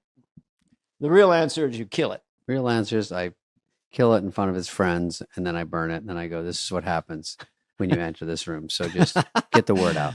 There's a lot of pincher bugs out there right Pincher now. bug is the funniest word I haven't heard. Yeah. You haven't heard toot sweet in a while. I haven't heard pincher bug. Well, when I was doing the Mulligan cartoon, which is on Netflix right now, my Southern character, we're going to take care of the America toot sweet. That's what made me laugh, because that was one of the phrases my character, great. meaning let's get to it. All right, next story. Mm-hmm. Oh, listen, this is a big one for me because a remote Amazon tribe gets Starlink internet and they're hooked on porn immediately. Immediately, if not sooner, Dana. Of course, Wow. they're like, give it an hour. The guy goes, you're supposed to be cooking fish and hunting and you're whacking it to shitty gangbang. There's a lot. They're just getting introduced to first. That's hysterical. It's essentially they It's don't hysterical. have visual images. They don't have television. It's like instead of watching Father's Knows Best, Deep Throat is the first thing you see. Instead of being introduced to like I Love Lucy and building your way to just understanding TV, you're jumping into your ass licked park. And they don't know what's going on. They're like, are there real dinosaurs out there? Are they licking each other's asses? I mean, really, instead of Bugs Bunny and Disneyland, you've got Shaving Ryan's Privates. There's a war movie, but it's a little different. And don't even get me on Schindler's Fist because instead Dana, I knew you'd know these, and they're real. Instead of Sesame Street, you get Schindler's Fist. Yeah, which in this climate right now, that's not the one to watch. But I will say these guys and the dads are so sad. I read this article. The dads are like, "Oh, this kid's, he's jerking his gherkin. He should be like hunting, fishing, doing all the things that they're supposed to do, making pottery. He's rubbing his wiener against a coconut tree." They're just they're not only fascinated, they're completely oversexed in a neurotic way. They're humping animals and trees and bushes. They're just, porn really works. By the way, porn drives everything. Like when VHS cassettes came in, not doing too well. Got a porn movie on them. Here we go. Boom. Dad All buys a VHS. technology is invented, and then some usually dude finds out to make it sexual. Like this was documented. The first telegraph message was send soldiers. We're Dodge City. The second one was, what are you wearing? Describe it in detail. Third one was, yo, you up? That's right. Oh, some rapper sent me this? That's why Clinton didn't get into trouble, because he didn't have cell phones. The reason Anthony Weiner got caught with his wiener because he had an iPhone, and he thought, well, I could take pictures of nature, take pictures of that. Oh, I know. Bloop. Take a picture of my wiener. Those tribe kids are learning about masturbation too. I hate to say they come hand in hand, but he's got, with aloe vera juice, it's probably a little different, but they really are going to try to get, because, too much porn leads to that. I mean, a show of hands, who's been there? But I gave up porn for a while. It's actually been almost, what time is it? It's been almost an hour. Porn, no, I can't. I don't. Not your there. thing. No, not your thing. Nah, I don't find. It's kind of like someone. It's like, is a prostitute sexy? Like, or I say strippers in a club, a strip club. They're up there and they're in their G-string dancing, and men are ogling and giving them dollar bills. But every single one, if you had a bullhorn, go, attention strippers. You can leave now and with no problem. You can go home and we'll give you the exact same amount of money you would get if you were stripping. All those in favor of leaving now, leave. Ghost town. They would leave? I think so. They're not, they don't want to do it. They're not doing Policy Genius. I think this is a new sponsor here. Life insurance. Peace of mind, Dana. That's we it. all need it. Yep. Life is unpredictable, and life insurance gives you peace of mind. Peace of mind. You got to think of the family. You got to get your family a financial safety net. Protect from the unknowns. Policy Genius is the country's leading online insurance marketplace. It chooses the right policy for your family, makes it easy, makes it quick. With Policy Genius, you can find life insurance policies that start at just $292 per year for $1 million of coverage, David. Ooh, Some options are 100% online and let you avoid unnecessary medical exams. Listen, this stuff it's easy. It's time saving. I mean, you're going to compare all these options with a few clicks. You know, they have award-winning agents. They walk you through it. Someone like me, it takes a while. So they just, no questions too stupid. You go through it, click away. You know, the one you have right now might not offer as much protection as you want. Yeah. You don't want to, if you lose your job, you don't want to also lose your insurance policy. So you can trust their guidance. You know what? They have thousands of 5-star reviews on Google and Trustpilot from customers who found the best fit for their needs. So this is a great product. This is because it is a giant, big noise out there of which life insurance policy to get, and they just walk you through it. And you get peace of mind.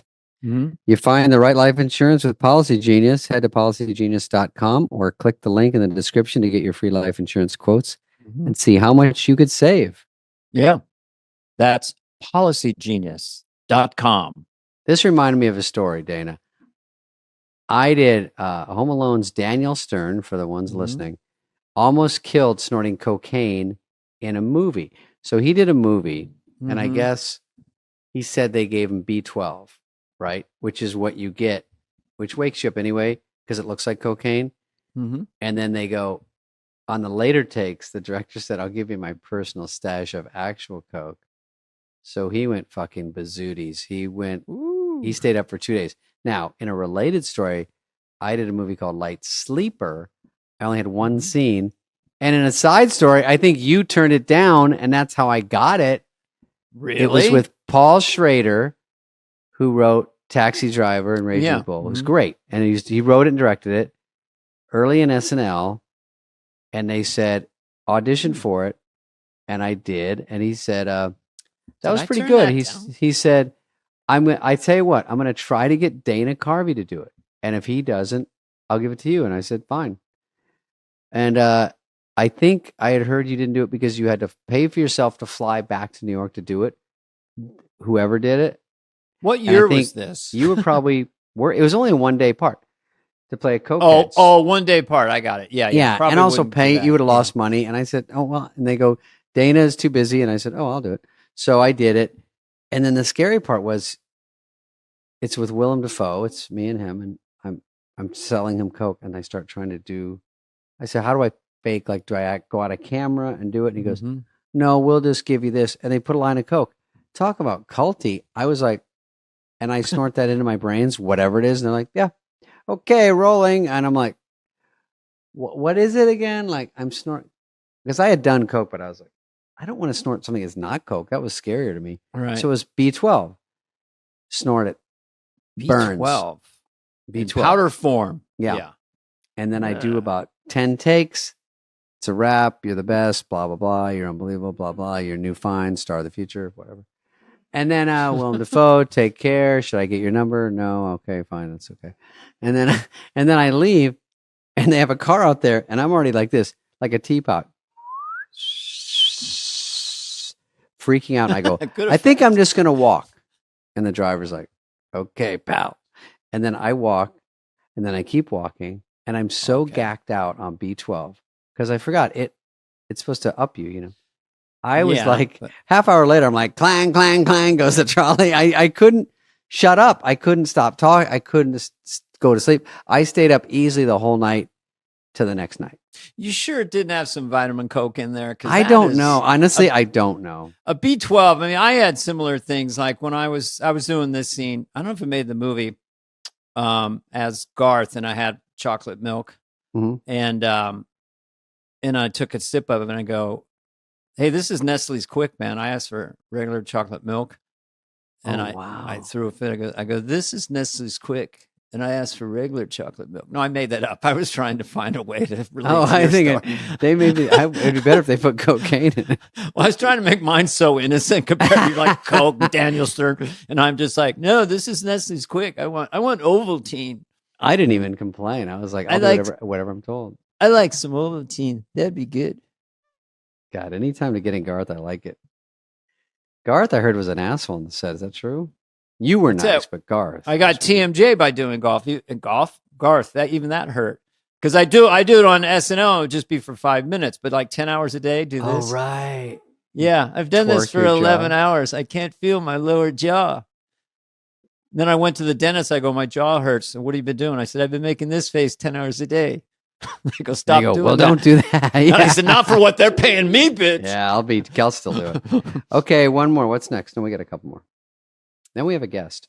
I just think that the models with the arm hair, it's been around forever. Lovely girl, talented. But when they make such a point, like this, it's hurting her shoulder to show everyone, look at my arm hair. Like, this is my accidental pose. Okay, you have arm hair and everyone's supposed to go. Is that cool? Is it? Mm-hmm. I'm not grossed out. I don't care. It kind of, just psychologically from where I'm from, it denotes masculinity, you know? So I guess, is it sexy to you or it's saying or that neutral?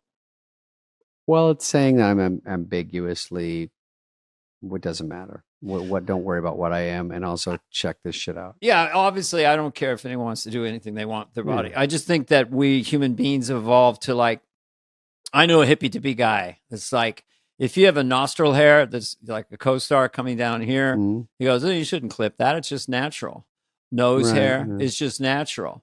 He didn't think you should whiten your teeth. I said, would you rather kiss someone with bright yellow, brown, black teeth or white teeth? That stumped him for a bit. Yeah, I don't need taupe teeth. But the idea of what is natural, we're going to leave the planet at some point. Where's the bush? Pan down. I mean, come on. What, are we just stopping at the armpits? Come on. Are you going to shave, pluck, manipulate your exterior? Where your eyebrows? Let your eyebrows go. Yeah, those porn guys in Africa, they're the ones. It goes back to them. They were whacking off to that cover for a while. Okay, shaving. We'll go to the next one. What is this? Okay. Oh, this is some guy doing celebrity laughs. I thought you might like this because it's celebrity impressions. Yeah. Let's see what. You got you pretty good there. Oh. Will Smith. Hey, that's pretty good. I mean, yo. Owen. That's hilarious. Ray Romano. Oh, that's pretty good. Hell yeah! All right, okay. Denzel. Now he's cheating. Very funny. Very good. Oh, that's funny. Now he's just making them up.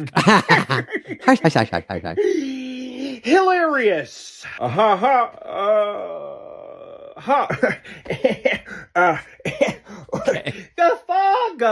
Guffaw. You know it. God damn, he's cramming him in. Jesus. Fucking shit. Lord have mercy. Wait, something's wrong. Stop this. Oh, yeah. Comedy. Okay. Okay, this could have been 5 TikToks. All right, we're gonna jump out. He had some good ones. Yeah, there's some good ones in there. Yeah, definitely. It's celebrities laughing, which is a kind of a new way to do impressions, right? Yeah, it's what I call micro impressions, just like a push of a.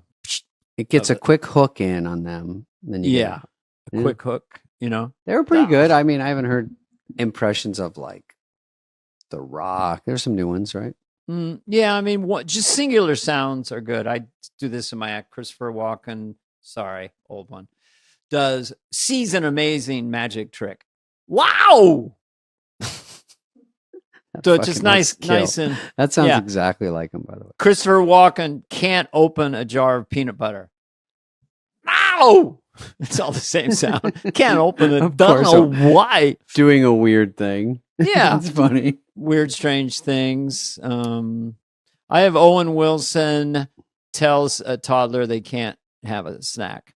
Sorry, buddy, you can't have any more candy. I do a lot of them. They're called micro impressions. I like it. Okay, we got another one. Oh, I just thought this was interesting. Look at this plastic surgery. That's what we're showing, folks. It's a guy who looks pretty old. Looks like he runs a comedy club. And then he looks beat up. Yeah, he looks like they got the shit kicked out of him. He kind of looks like Borat's friend in that movie. And then that's him, Dana, after he got a few things. Show the next picture. Is that real? Can they prove that? I mean, he did a good job. Okay, new hair is a huge improvement, but the guy could have grown his out. Okay, new hair. Grew his beard. Eyes are so different. Though. Eyes are different, yeah. It looks like his son. Yeah. Is it? Nose smaller, jaw and neck fixed, so it looks tighter. He honestly looks 30 years younger. Yeah, it's hard. That guy with the neck on the lower left, it's hard to shrink. You take the fat out, but to get it that tight, well, it's a massive Feels surgery. like someone's choking him, yeah. Because from his Adam's apple to the back of his head is like a foot. And then now it's like 6-7 inches. I mean, I need proof on this one. He brought in a picture of Robert Smigel and said, "Turn me into this." Well, no, actually, they reversed it because that's a young guy who wanted to look older. Oh, he had plastic surgery to look older. Well, it worked perfectly. Anyway, in a related story, I'm flying to Turkey next week. Okay, what's next? I want to get all that done. You don't need any work. You're too young. What's next? Oh, this is a Kinnison bit. I just want to show the audience an old Kinnison bit. Great. I think it's funny. It's not too long. Hello. This guy he calls someone from the audience. Kate there? Kate? Yeah. Live. Yeah, hang on a second. It gets loud, of course. It's Kinnison. Watch me work, Kevin. Watch me work. Hello? Hi, Kate? Yeah? Kate, it's so good to He's got talk the best to you. voice. Who is this? This is Sam Kinison. I'm down at the Wildren Theater. Who? Yes. Who? You are the winner of a very special prize. And what's that? Well, do you remember Kevin? Yeah. Do you remember Kevin? Yeah. Did you used to go out with him? A long time ago. Well, that's what he was telling us. And we were looking for a girl who was a fucking cunt that fucked her boyfriend's brother. You won. All right, that's all. Jesus. Beep, beep. He's doing Kinnison now. Dude, talk about getting the crowd going. I can't even process Is that crazy? That. First so of all, the idea scary. was she had an affair with the guy's brother. Right. So he calls her from stage, which is always risky. Will they answer? Do they want to be on the line? And then like, you won. Is that too rough? It was just Kinnison. I mean, if you know him, he did stuff like that constantly. He had a real part of his act was being brokenhearted and feeling just put upon and burned and dumped by women. He had a real chip on his shoulder, and he made it hysterically funny with that rhythm. That takes a lot of strength to scream that loud. Oh my God. He'd say like this. He'd have the microphone and he goes, you tell your girlfriend I'm going to Vegas. Yeah, that's fine. Oh, really? That's okay. Yeah, just the boys. Yeah, it's fine. Let me tell you something. Let me just take your dick. You're not going to need it. And he takes the mic off. And he holds it and he goes, you won't need this. That's his thing, is he'll talk really casual, like that one about Africa. So these people are out and starving in Africa, and I just think they in the desert, they might want to think that they should go to where the food is. I can't do it. You know what this is on the bottom? This, you know what you're standing on? It's sand. It's sand. It's gonna be sand. And it's a little Wicked Witch of the West. I thought was it. All right, let's do another one. We're doing pretty good, right? Oh, we're having a good time. Killing it. We're having a good time. Oh, I only had this question for you, Dana. When it says Ben Affleck's teen debuts red hair, we're not making fun of that. We're saying Jennifer Lopez's child Emmy seems to have removed their flesh tunnels. I'm sorry. What is that? What does that mean? Is that because they used to say Playboy was nudity, but Hustler had tunnel shots? It's kind of a rough term, but I don't like the term flesh tunnels. I don't know what it means. I'll go to YouTube comments. Tunnels. What do you think? Oh, I got an idea. Earlobes? Oh, that's probably true. Can you see it though? When you have like a picture? nickel-size hole in your ear, maybe? Is that one have one? Yeah. I guess don't know. maybe in the lower right. Is there Tell us on YouTube because Dana. is that a hole there? Yeah. I don't know.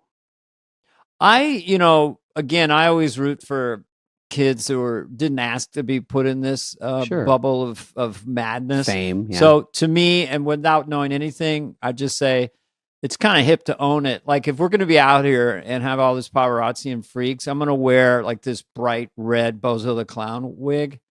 It sort of feels like a sort of FU to the press. No, it's his dye. It's not a wig. I don't know. I think it's a slip-on wig. I'm sorry. Oh, look at the kid. Looks like Timothy Shamalama Ding Dong.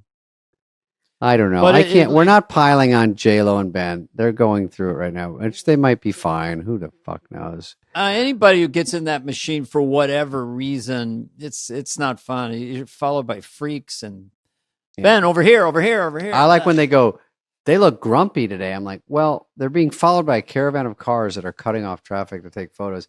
They're not smiling every second because they're actually terrified that you're going to crash into them or kill them. Who's the biggest star who moved the furthest away? Like where can you live where there's no paparazzi? Because the paparazzi are going to be in LA because there's good fish in there. They're going to be maybe near Montecito, Are they going to They will fly for a picture. Like if you're a big star and you go to the Maldives, they will fly there. They'll go. The hotel will leak it. They'll come out.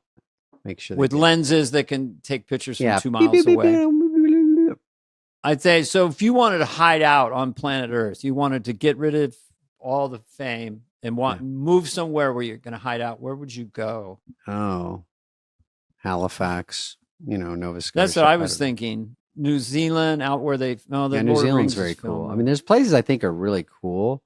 I just don't know. I'm not good at going somewhere I don't know one person. It's just too isolated for me. Well, you make friends so easily. You come into the club. Hey, what's going on? You tip well. You do a couple jokes. What's going on? I'm not as social as it seems. I'm too. I believe you. Weird. You will tour Australia within the next 2 years. I would tour Australia or maybe London, but they always say the first round you don't make a lot because you just see how you sell, who knows you, who's heard of you, and then the next time they have a gauge.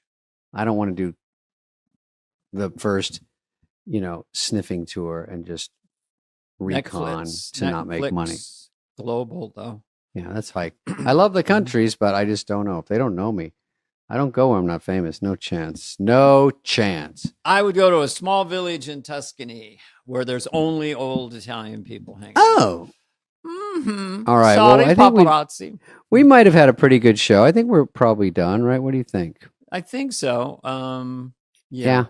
Let's wrap it up. I think. We had the guest. Oh, wow. What am I saying? You can introduce our guest. I'm excited. Yes. This is very much in the ether for the last few years. But anyway, our guest today is Sarah Edmondson. And she wrote a memoir, Scared, the true story of how I escaped NXIVM. Scarred, maybe. You think it's Scarred? The famous cult. Oh, Scarred. Maybe, but she's scared and scarred. I don't know. I think it is Scared, or Scarred. Yeah, it's a double word. But anyway, she was in the NXIVM cult. She has a podcast called Culty, a little bit culty podcast. And she talks all about the how she got involved with Nexium, how you get indoctrinated, how you get brainwashed. And she actually was branded with the initials of the cult leader. And you'll hear all about this coming up next. This is called we talk Fun about Times. That, and we're going to ask her about the TikTok cult stuff that's in the ether right now. So she's the person to ask about it. So warmer, sunnier days are a calling. Fuel up for them with factors. No prep, David. And no mess. No mess. No mess. Meals. Meet your wellness goals in time for summer. Thanks to the menu of chef-crafted meals with options like Calorie Smart, Protein Plus, and Keto. Or is it Keto? Keto is from the Green Hornet. This is keto. Keto. Factors Fresh, never frozen meals are dietitian approved. Nice. Ready to eat in just 2 minutes. Better. So no matter how busy you are, I'm always on the go, Dana. And you are. I'll have time. I'm always on the not go. You're on the stop. And you have time to enjoy nutritious, great tasting meals. Make today the day you kickstart a new healthy routine. What are you waiting for? They have 35 different meals, more than 60 add-ons to choose from. It's like being at a restaurant. You just pick what you want. Yeah, crush your wellness goals this May with dietitian approved meals and ingredients that you can trust. Make your day delicious. Yeah, from breakfast to dessert, stay fueled. Easy, nutritious options. Treat yourself to restaurant quality meals that feature premium ingredients like filet mignon, shrimp, blackened salmon. Mignon. Keep kitchen time to a minimum. Factor meals are ready in 2 minutes. We told you that. No shopping, no prepping, cooking, or cleaning up. Easy and effortless.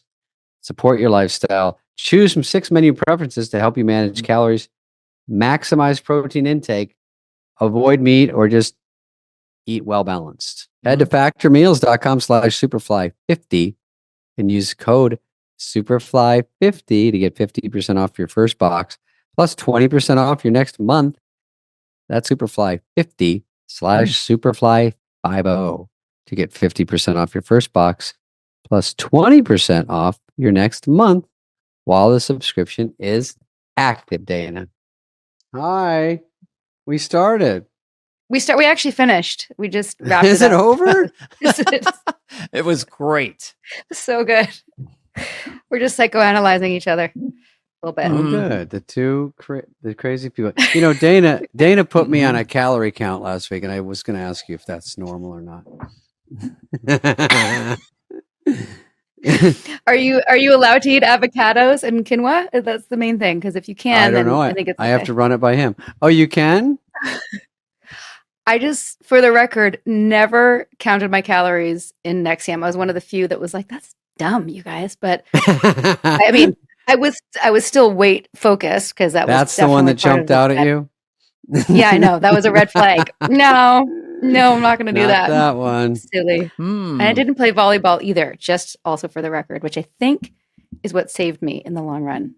I mean, saved me from like the worst stuff. What is a day in a Nexium cult? Like, what is it? Is it because do you have Wi-Fi? Do you have TV? Is it just like a regular? We're just going to jump in. I guess we're going to jump in. Dana, this is Sarah, and she. We usually do intros beforehand as well. Yeah, so before you jump on that afterwards. Gotcha. So it won't seem too. Well, I guess so for people just joining us, we're live globally. David has just asked Sarah what it was like a day in the life, i.e. the Beatles, in the cult called Nexium. And initially it was just a self-help group, right? I mean, that's what you got into in your mind, right? Correct. Yeah. What we see in The Vow and most of the media outlets and podcasts about Nexium is not what I was experiencing at the time. It was a self-help group. It was a community. I mean, it's a lot of things that the way I talk about it now, it sounds so cheesy, obviously, and cringy for me, but it was a group of people who thought they were working on themselves and their goals and various projects and using the tech. And I have that obviously in quotes because it's not a technology. It's basically cognitive behavioral therapy, neuro-linguistic programming, and some Buddhism and basic life truths rolled into a nice little package. But a day in the life would be different depending if you were, say, me living in Vancouver and running my own satellite center, or living in Albany in Keith's inner circle harem, which also, for the record, I never was in. Oh, you weren't in there, because these things are always No. upstate somewhere. It's always a little out of reach. The upstate New York has a lot of culty groups. A lot of A questionable lot. things are happening. Yeah, yeah. Colty County, which is east of Albany, I County? think. Yeah, it's Colty up there. County. Yeah, it's east of Albany, but that I don't know if that means that's that. But what you said a second ago, so they refer to the process, the mental mind-bending stuff as technology, right? Is that kind of like Scientology does that, or no? I'm pretty sure that Keith directly stole that from L. Ron Hubbard. That and a couple other words like suppressive and other practices in terms of keeping people loyal and telling on each other. I don't know who stole from who, but given that Scientology is much bigger and more successful as a cult, I'm guessing that Keith apparently had Dianetics in his library, so we can assume that he. So you tell on each other with the phrase, someone not really believing or buying into the program is called a suppressive. Yes. Or somebody, if you have a suppressive thought, like if you're jealous of somebody else, anything that's not upholding and uplifting and full of joy for someone else would be a suppressive thought. Anything that's negative. A lot of comedy is suppressive, technically. Oh my God. Is it? Yeah. I mean, in that world, I don't think it's a problem, but yeah. Are people lighthearted? Isn't it like a regular group of fun people, or is everything sort of the Stepford Wives? There's a weird vibe. Again, it's depending on where you were. There was Mexico City satellites. There was New York City. I was in Vancouver. There was a school in LA for a bit. Vancouver was a lot of up and coming, struggling actors and artists and musicians and entrepreneurs just getting going with their life. Generally, we had a fair bit of fun, but in Albany and upstate, Nippy and I, my husband, whenever we showed up, we're like, did somebody die? And actually some people did at some point, but it was just this morose, very not fun vibe. That's why I kind of tended to avoid the area as much as I could. I had to go back for trainings and corporate events and stuff. But and back to your earlier question, a day in the life for me would have been like if it was a training day, if I was working with people, would be showing up in a little power suit with my sash and greeting people and welcoming them into the center and asking them what their goals were and introducing them to people. And it would be very positive. And, we wanted to create a space where people would they were doing therapy for 12 to 14 hours a day. So it was pretty intense. Sounds like a drag, and you can imagine it actually, in retrospect, I lost my 30s to a very painful situation. But were you sort of the boss? Like, did you go to Albany and then he says, you're pretty good, why don't you splinter off? Or you started? Sort of. I took a 5-day training in Vancouver. It was, there was a school in Seattle at the time, and they happened to just do a one-off that I attended. And I thought it was great at the time. And I was running this women's group of actresses who were, we're all starting off, and we'd get together on Tuesdays and do the artist way and talk about getting a new agent and updating your demo reel and things like that. And then I got invited to do this program, and I came back to my group and was like, guys, I found the thing that we've been missing. Like we need to do the deeper inner work. We haven't been really getting to the root of it. And so half of them kind of came with me, and the other half thought I was in a cult. And we didn't talk for about a decade. We're all friends now, but turns out they were right about that. And that was a hard pill to swallow. But the ones that came with me, I got to bring some of my best friends with me on this crazy journey, which obviously sucked for a large part of it. But on the other side, here we are, and we're okay, and kind of love my life. Like, look at me now. This was great. I get to talk to you guys. This is weird and wild. I got out. That's fantastic. But So in the early days, it seems like the first thing they would do, I don't know if it's kind of like the military, is tell you that you're broken, but in a way that, and we know how to fix you.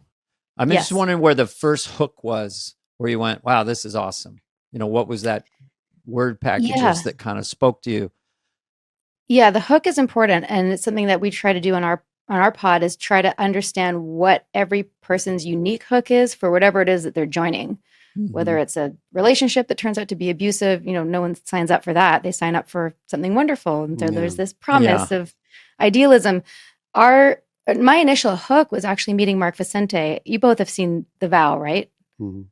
A long time ago during COVID. I think, yes. Yeah. Because David, I remember we messaged about that. I think you just seen it. But Mark Vicente was the filmmaker who brought me in, and I met him at this film festival, and I loved his film. He had done What the Bleep Do We Know, which at the time was, revolutionary. I know and that. And I just remember thinking, like, that's the kind of film and TV I want to do. I want to do media that shifts consciousness and, gives people. Yeah. And at the time I was doing like beer commercials and vampire teen things on the Canadian version of Nickelodeon. Like I just wasn't doing the meaningful work that I had thought I would do as an actor. So to me, that was like, I'm just going to do, like, I was going to be his assistant. Like I would have done whatever he proposed. And he said, I just took this workshop. And the hook for me then was, it was a community of like-minded individuals who were trying to make the world better, humanitarians, and his particular angle was through media, and come check it out. And that was, if it was what it was supposed to be, it would have been great, but it was a front, and he didn't know that. Like he was being used in the same way I was later used to bring people in for this false promise. It's all easy. That was my hook at the beginning. Yeah. And then it turns into, there is sort of a sexual thing that comes in. By the way, these guys, I just saw the TikTok guy. He's not Brad Pitt either. They're all like 6s and 7s. I don't know why these guys have so much power. No, you know why? I think it's because they're unassuming, right? Like with Keith, he's so unattractive. I never was threatened by him in that way. And I think he got into women's pants later, but also minds by providing this, like, and Dana and I were talking earlier, David, before you got on, about attachment issues and codependency. He slipped into women's first, sometimes DMs, but also created a safe space as like a father figure for women who maybe didn't have such a great relationship with their dad, and created a relationship before he was going to mentor them in other ways, which happened later. Like he did it in steps, because he can't get women in a normal way. He's not. You don't open with the threesome, right? You no, talk about it. Yeah, other stuff. Yeah, you gotta lube it up. Is that a kind of a sociopathic thing, or how planned is it? Like he's talking to a young woman, and this is the first tier of what will happen later, and it's making them feel good about themselves, that he really cares. All those sorts of cliches. He must have had good game in that way. Right. Oh, yeah.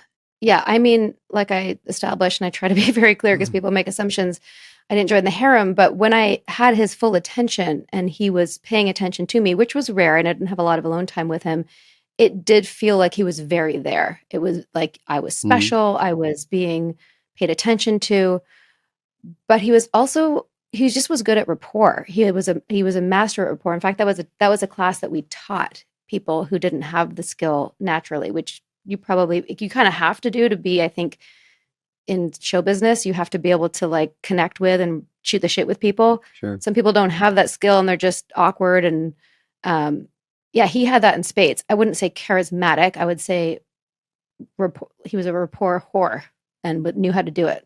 Mm-hmm. Well, it seems like a lot of these cult leaders, I don't know, a lot of them. The one in Oregon was the Wild Country. It's like he did these things you're not expecting. He's really into his Cadillac, and he eats junk food and all.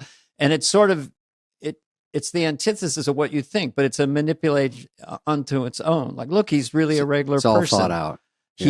In other words, like the WeWork guy. I don't know if he could sue me, but it seemed like creating this corporate cult around him. Look, he's almost autistic in his brilliance. He thinks different like us. And look at he doesn't even, his socks don't match, all these tricks that people play. We actually just did an episode about Ray Dalio and his hedge fund called Bridgewater, which he runs 100% like a cult. Like when I heard how people have to live and operate at Bridgewater, I hope he doesn't sue me. This is from a book that I did not write called The Fund. And I was like, holy shit. He set up his own little cult and calls it calls it a hedge fund. And he's just it's just a little game that he's playing. All the textbook minus the branding and the sex, exactly the same as NXIVM. How does the money come into NXIVM? After a while, we need help here. We're all a group. We got hit your friends up. We have to keep this thing going. Yeah, Keith was always looking for fresh blood. And do you have to pay to join, or where does the money come Most of the money came from people who had a lot of money. Like when I joined, I was living in almost said van down by the river. Sorry. In a basement suite. It's okay. I've heard it before. Sorry. In a basement Which is suite, getting expensive to get a van down by the river these days. Yeah, actually, especially those new, like hipster ones. It's all renovated on the inside. It's a totally different thing than in the 90s. But no, so my rent was like $400 a month. So to spend $2,000 on a 5-day training, it's a big leap for me. And I think that's also something that happens, sidebar, and I'll come back to your question, is when people invest that kind of money, if they don't have it, they really want to make their decision a good decision and get the most out of their money. And the sunk cost fallacy prevents them from seeing things that maybe would be more of a red flag because they don't want to sort be of stick to it. dumb. Yeah, and they don't look. Yeah, they don't look like they made a mistake. People hang in things too long. I've bought things and then I don't take them back right away because I feel so stupid. I don't like it right away, and I go, I'll give it 6 months, and then say I just bought it. Did you think this TikTok thing I just have been hearing about this week is any words of advice? Do you see any problems there, or what do you? Oh yeah, we've actually been following that for a while because we've been in touch with some family members, and before this was a documentary. We're going to do an episode on it next week, but I see all the same patterns. What's the word? Same patterns. Like it's same template, especially with the women who are saying, "Oh no, I'm fine, and I chose this, and I'm just committing to God." Like it's, anytime you're in a group where an organization is encouraging you not to speak to your family because they're not on God's path or they're not in alignment with the values of the blah blah blah. Like shunning, excommunication is a huge red flag for me. The old God wants you to cut everyone off is a tough sell, but it's tough sell. It's very that one seems like tough because it's very similar already. What I've seen is like, and everything's fine. And the guy, I think it's very smart. The main guy has like a management company, so it's a great way to get people, young minds that are looking for, you want to be in show business, you want to dance, you want to have fun, and they're all doing it together. And then he also coincidentally has a church. So once you're in there, then you start. And then he tells you you're lukewarm. Have you heard that one, Dana? That's one of the manipulative words. Lukewarm is the best. Hey, we'll man, make lukewarm. You hot.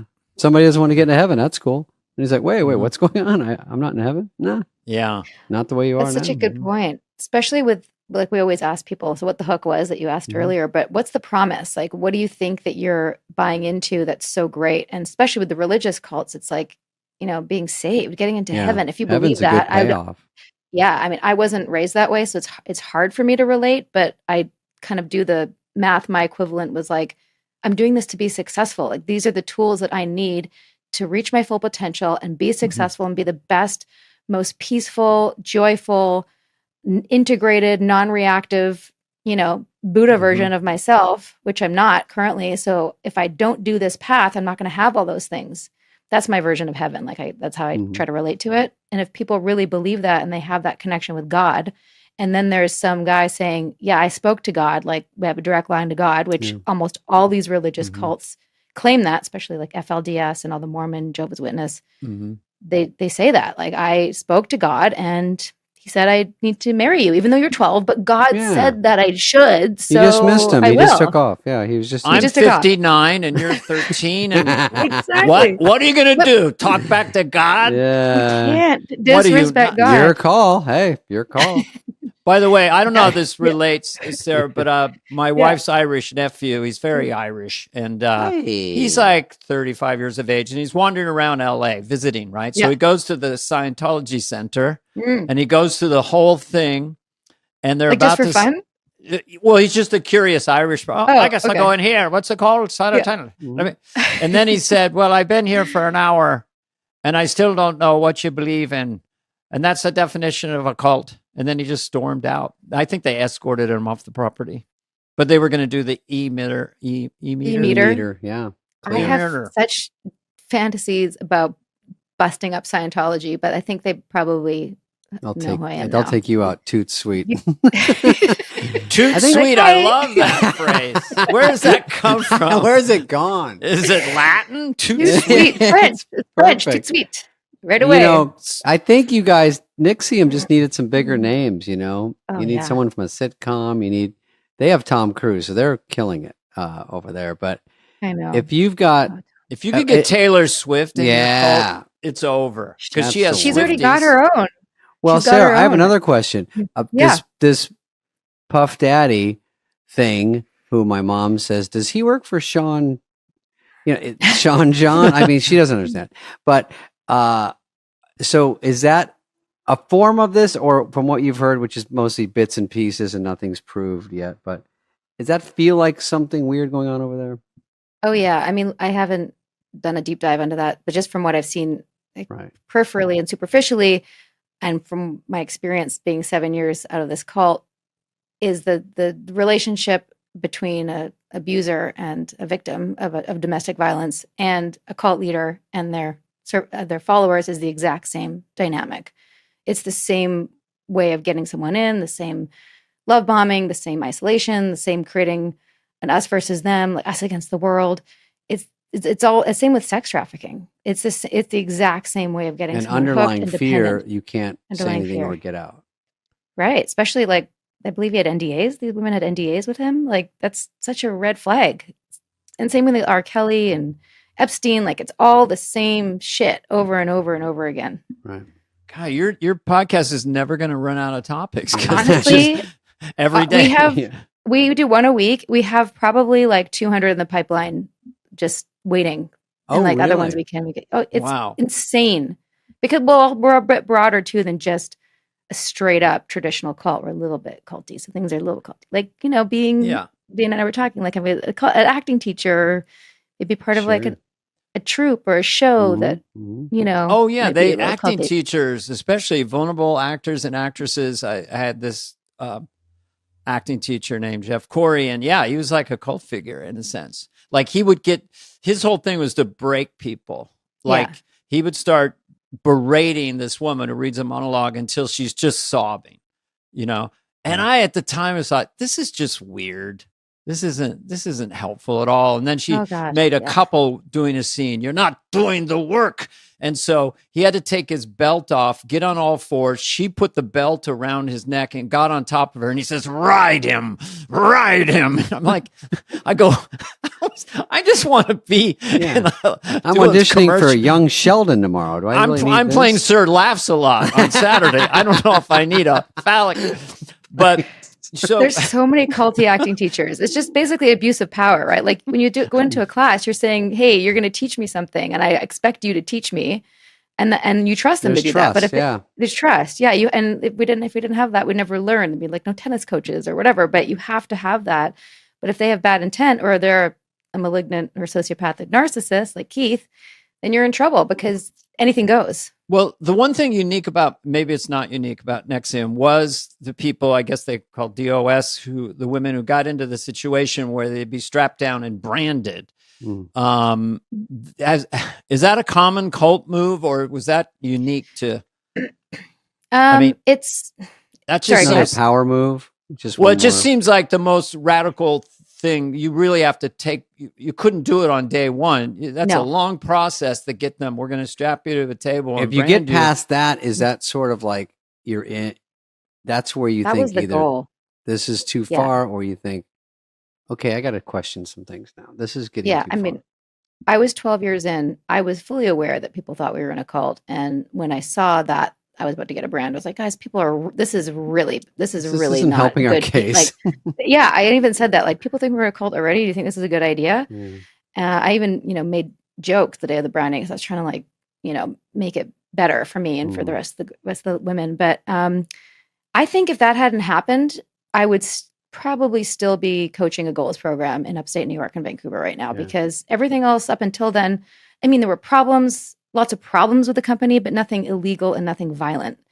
And other than the sex behind closed doors, but if I wasn't experiencing that, I wouldn't have known about it. And in many ways, I don't want to say grateful that it happened, but I'm glad I woke up, because that's not happening anymore. But I will say, I think Keith did that because people were leaving over time. His inner circle wasn't solid, and I feel like he needed to lock down loyalty. And he thought he was so out of touch with reality, similar to how I think, in my opinion, I don't want to get sued, Tom Cruise might be not in reality. No one's around him going, hey, Tom, that's probably not a good idea. Like, no one's going to tell Tom or Keith no, or David Miscavige no. Right? And if it's within their world, like Tom Cruise, who we've met, great guy. But when you're in that world, everyone's okay with it where they are. So it's like, why should we have a problem with it? It's sort of, like even NXIVM, it's like, we're adults, we're having sex, even if it's groups at whatever. Who are we to say? So that's the argument. Like, are we breaking any laws? It's a very gray area, correct? And it is. The women that you were joking around with about the branding, it just seems like Keith's getting that idea and he had to share it with other people before the branding process. He pitched it in a sense, right? Because he had other people tying you down, and then the other people with the brand. Because it seems like, to go back to, it seems so outrageous that it maybe people were hypnotized into thinking it was magic. But how were you able? They do that. They brand it. Well, that was one of the ways they got them to do it. And it is true that if you'd introduce that on day one, my 5-day. So in 12 years from now, you're going to have the leader's initials seared into your flesh without anesthetic. You didn't know his initials. Am I crazy? If that was on page 2 of the first pamphlet in the meeting. Oh, no, they don't reveal that, which is, by the way, a template called behavior. It's always a bait and switch. Hey, we're selling blah, blah, blah, but it's actually, with Osho, enlightenment, but also getting, do you know that Osho sterilized his women so they couldn't have babies? Sidebar. Sorry. You asked me, David, I did not know that. Yeah. That's actually what woke me up. Not the branding itself, but figuring out it was Keith's initials. Was it sideways or something? Yeah. You had to look in the mirror and tilt your head to the side to see the KR. That was in the documentary. Yeah. So until I think I'd lost, it's like somewhere between 3 and 6 weeks after getting branded, things were starting to go sideways. And I showed one person, my husband still hadn't even seen it yet because he was in New York, I was in Vancouver, we were traveling, and she saw the KR and I lost my shit. And it like everything that anyone ever said about us, that we were in a cult, or I'd heard like there was media that he was a pedophile, which I thought was, of course, a smear campaign, because how could the most noble man in the world be a pedophile? Everything that had ever been told about him, all of a sudden in that moment was true. And I was like, holy fucking shit, I'm in a cult and I'm branded with his initials on my body. Like, it was the most horrific awakening ever I could imagine. But it was fast. It wasn't like, but maybe he, should I go back? And like, I was like, okay, I'm out, and how the fuck do I get out? Yeah, light bulb. Dana, you know that I branded Dana with my Netflix special. The title of it, he didn't even know till it was sideways. Nippy likes to. I can't remember the name of it actually, or I would say it right now. It's so it's God, the narcissism. What kind of mind? Yeah. First it's going to tell everybody that it's just Roman numerals or something. You're not told it's his initials. It's our you're symbol. sold that it's a good thing and we'll all bond or whatever. What kind of sociopath? What kind of mind? Like, how do you think he rationalized that? Did you ask him? Did you say, "Hey, is this KR a coincidence, or what's going on?" I never spoke to him about it. Unfortunately, as soon as we decided we were out, we did this whole double agent thing where we were pretending to be in, but then like trying to let people know, which eventually got busted after a couple of weeks because somebody called me and recorded Trying to do a jailbreak. Yeah, I did. I was like, don't go to, they were like, I'm supposed to go to Albany. And I heard that, no. I'm like, don't go to Albany. And that they were recording me, and that got sent to Keith. Oh no, you got popped. I got popped. And it was, you can't write this shit. Like I'm like, I'm 40, I was 40 at the time, going to the FBI and trying to explain to them that I did this, and also willingly. Like I'm on camera saying, "Master, would you brand me? It would be an honor." Which, like, fine. Like that's what Keith did. So no, I can laugh. It's fine. No, I'm 7 years out. It's crazy. No, it is crazy, but that's how brilliant / dumb he is, because he set it up to make it look consensual. But he recorded himself talking to Allison Mack, explaining how she should do it, to answer your earlier question. He got Allison Mack on board, who explained it to all the women. So it looked like it was coming from a woman. So smart, but also dumb, because he recorded it and Allison Mack saved that. And then India found the thumb drive and gave it to the FBI, and they played it in court. And up until then, he's like, yeah, the women did this for me. I mean, if they want to brand themselves with my initials, like, that's up to them. No, he created it, his idea. He planted the seed. He even said, put their hands up like this so it looks sacrificial. And, like, it was all his idea. So he's, where's Allison Mack? Is she? I think she's out. She's out. Yeah, she did 2 years. Oh, okay. Yeah. And she's out of jail. I have not spoken to her. I would love to when I'm allowed to. There's a lot of people I can't speak to yet because there's still Facebook friends, nothing. I wish. I mean, I'm dying to. I just want to hug her and hope that she's doing okay. She has a new Western out, I think, where she plays part of a acting? cowgirl who brands cows. Oh, no, Dana, that's called this Yellowstone. Is not the place. Oh, well, jokes. no, I'm sorry. By the way, you've seen Yellowstone, right? Yeah. Oh, yeah. That was the first show I watched where I was like, I need to watch something that's not cult related, and I just need like a little break from the cult. And then they're branding each other with, like, literally searing each other with the Yellowstone Not this Y. again. I was like, God, you guys, come on, be They original. seem to think it's cool. Yeah. All right. Okay, I Well, have some just general questions. Sure. Like, Some wrap-ups if with people are Dana. listening now, think they may be codependent, or like, you answer this. If you're in a bad relationship with someone, say you have an abusive boyfriend and he's breaking you down and complimenting you, it's not literally a cult, but it's cult-ish. It's codependency. It feels like, to me, what saved you was that you got in touch with anger. Because when you're always like trying to please your master and you get in this codependent way, don't make him mad. He means well or she means well. So I think that's a great emotion to try to cultivate, no pun intended, if you want to get away from a destructive relationship. Get mad, because it sounded like you got really mad once you saw the KR. Yes. That was anger. I did. Yeah, I did get really mad. And I also, in NXIVM and most cults, you're not allowed to be reactive. It means that you have an issue, which up until that point, like, was the inner gaslighting or outward gaslighting of, oh, you seem really angry about that. Why don't you talk to your coach and maybe journal on it and see what you come up with? Oh, my God. That kind of thing. So it's always flipped back to you. And for the first time, I was like, no, it's okay that I'm angry because you lied to me.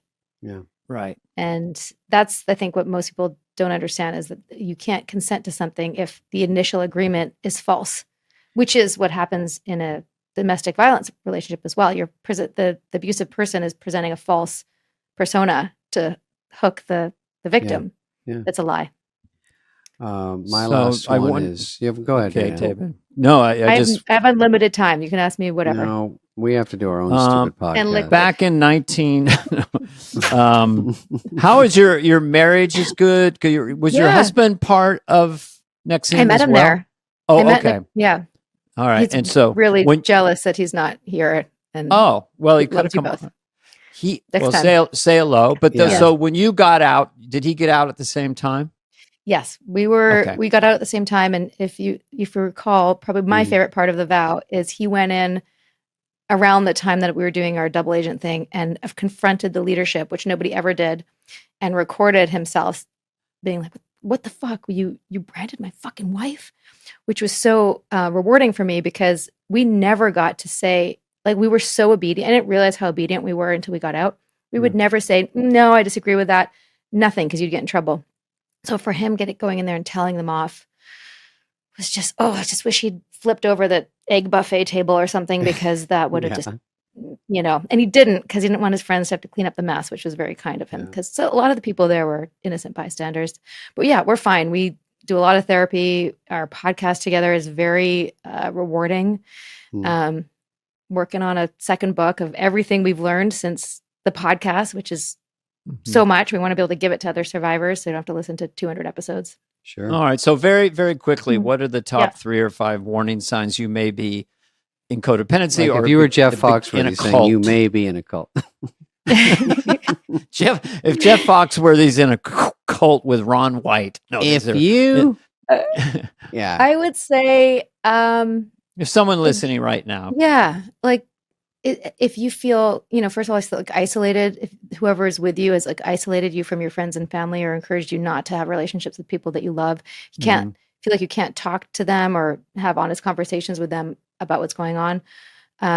If you feel that the leader or the person is the ultimate authority and you have to defer to them or run things by them and you can't question them without feeling gaslit or, one of the main things I've learned since I've been out is if you feel like something's not right and you're questioning, like, is this right? And wait, did he just say that? And then you start catching yourself going, oh, well, maybe he just had a bad childhood or, making excuses for the person or the thing. That's a real red flag you really need to look at.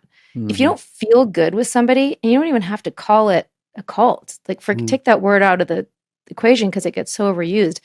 Is this a good dynamic? Like, is this a healthy dynamic? Do I want to be here? Do I feel like safe and heard and all the good things? And you may not, and it may be normalized to feel that way, especially if you've maybe had a bad childhood and that's kind of normal to feel less than, or you're always trying to like get the approval, like little breadcrumbs from the person who's holding the power.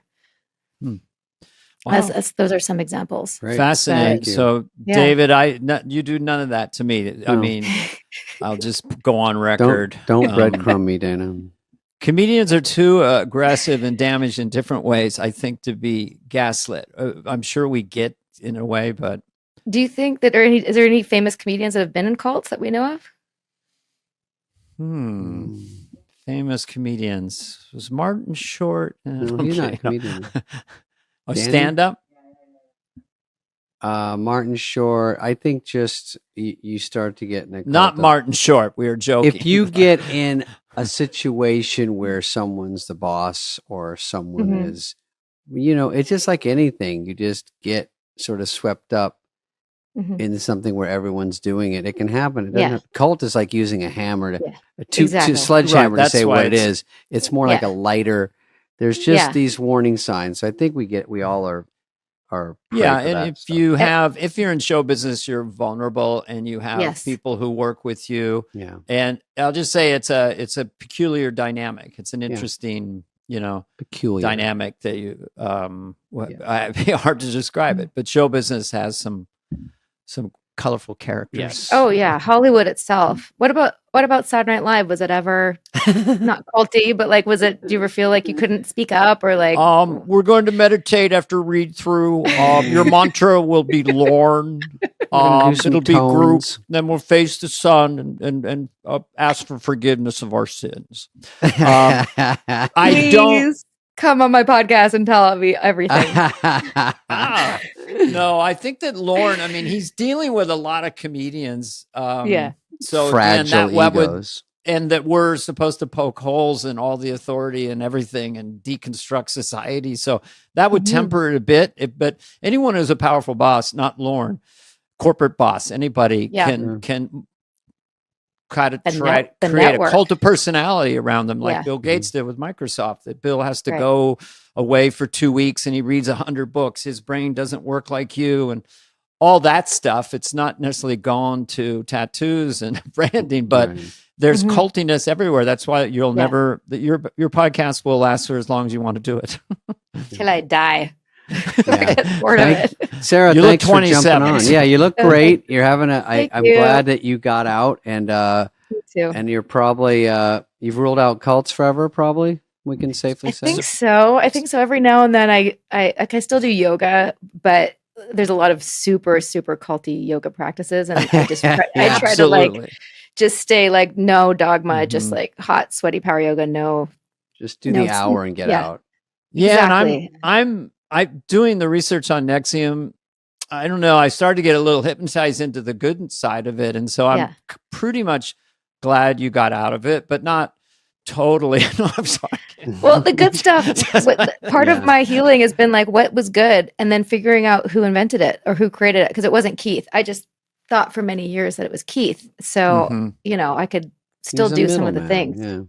Yeah, I hate power mad people trying to control, manipulate people, narcissistic, sociopaths. I'm going on record. Don't like them. Yeah, don't like don't that? like them either. And there's a lot of them. There really are. And you just got to watch it because they look like normal people and they know how to act. Yeah, So- narcissists can be very, very clever, and narcissists seek out empathetic people or non-narcissistic people. And then there's that codependent dance that happens where one side is beholden to the other. And so, it's everywhere. Ooh. Scary. I have an episode to send you, Dana, from Dr. Ramani, who's a narcissist expert. We did a couple episodes with her, and she's such a badass and explains exactly what you just said is in relation to cults specifically and domestic violence. Yeah, my childhood and probably David's childhood was full of some of this stuff going. I'm sorry. All over. Well, it's nothing. It's you mean Uncle comedians, Keith? Keith Raniere. Which, by the way, Nippy always says the KR was Keith Richards. That's his joke. That's a good one to sell to people. I'm Yeah. sure not everyone's seeing it. thought it was. No. Rolling Stones is like a coat, We're good. He's the happiest person in the world. That was Keith Very Richards. happy. I'm taking Nippy to the Rolling Stones for his 50th birthday. So we joke that the scar is KR, but I did have, Keith Richards, but I did have it removed just for the record. I had it taken off. I had plastic surgery a couple of years ago because it was like, I just didn't want it there. Sure. I needed it for a little bit just to be like, hey guys, hey FBI, this happened. Yeah. And then I was like, I'm done with it. It's not fun Moving anymore. on. No. All right. That's Thank cool. you, Sarah. Well, thanks, Sarah. Good luck guys. with the Nice to meet podcast. you. And, And thanks for send me sharing. that episode. You can get my email from what I will for sure. I'd like to. Awesome. Thank you guys. Thank you for the All right, great bye-bye. questions. I feel really taken care of. This has been a presentation of Odyssey. Superfly is executive produced by Dana Carvey and David Spade, Jenna Weiss Berman of Odyssey, Heather Santoro, and Greg Holtzman. Hope you liked it. Ooh.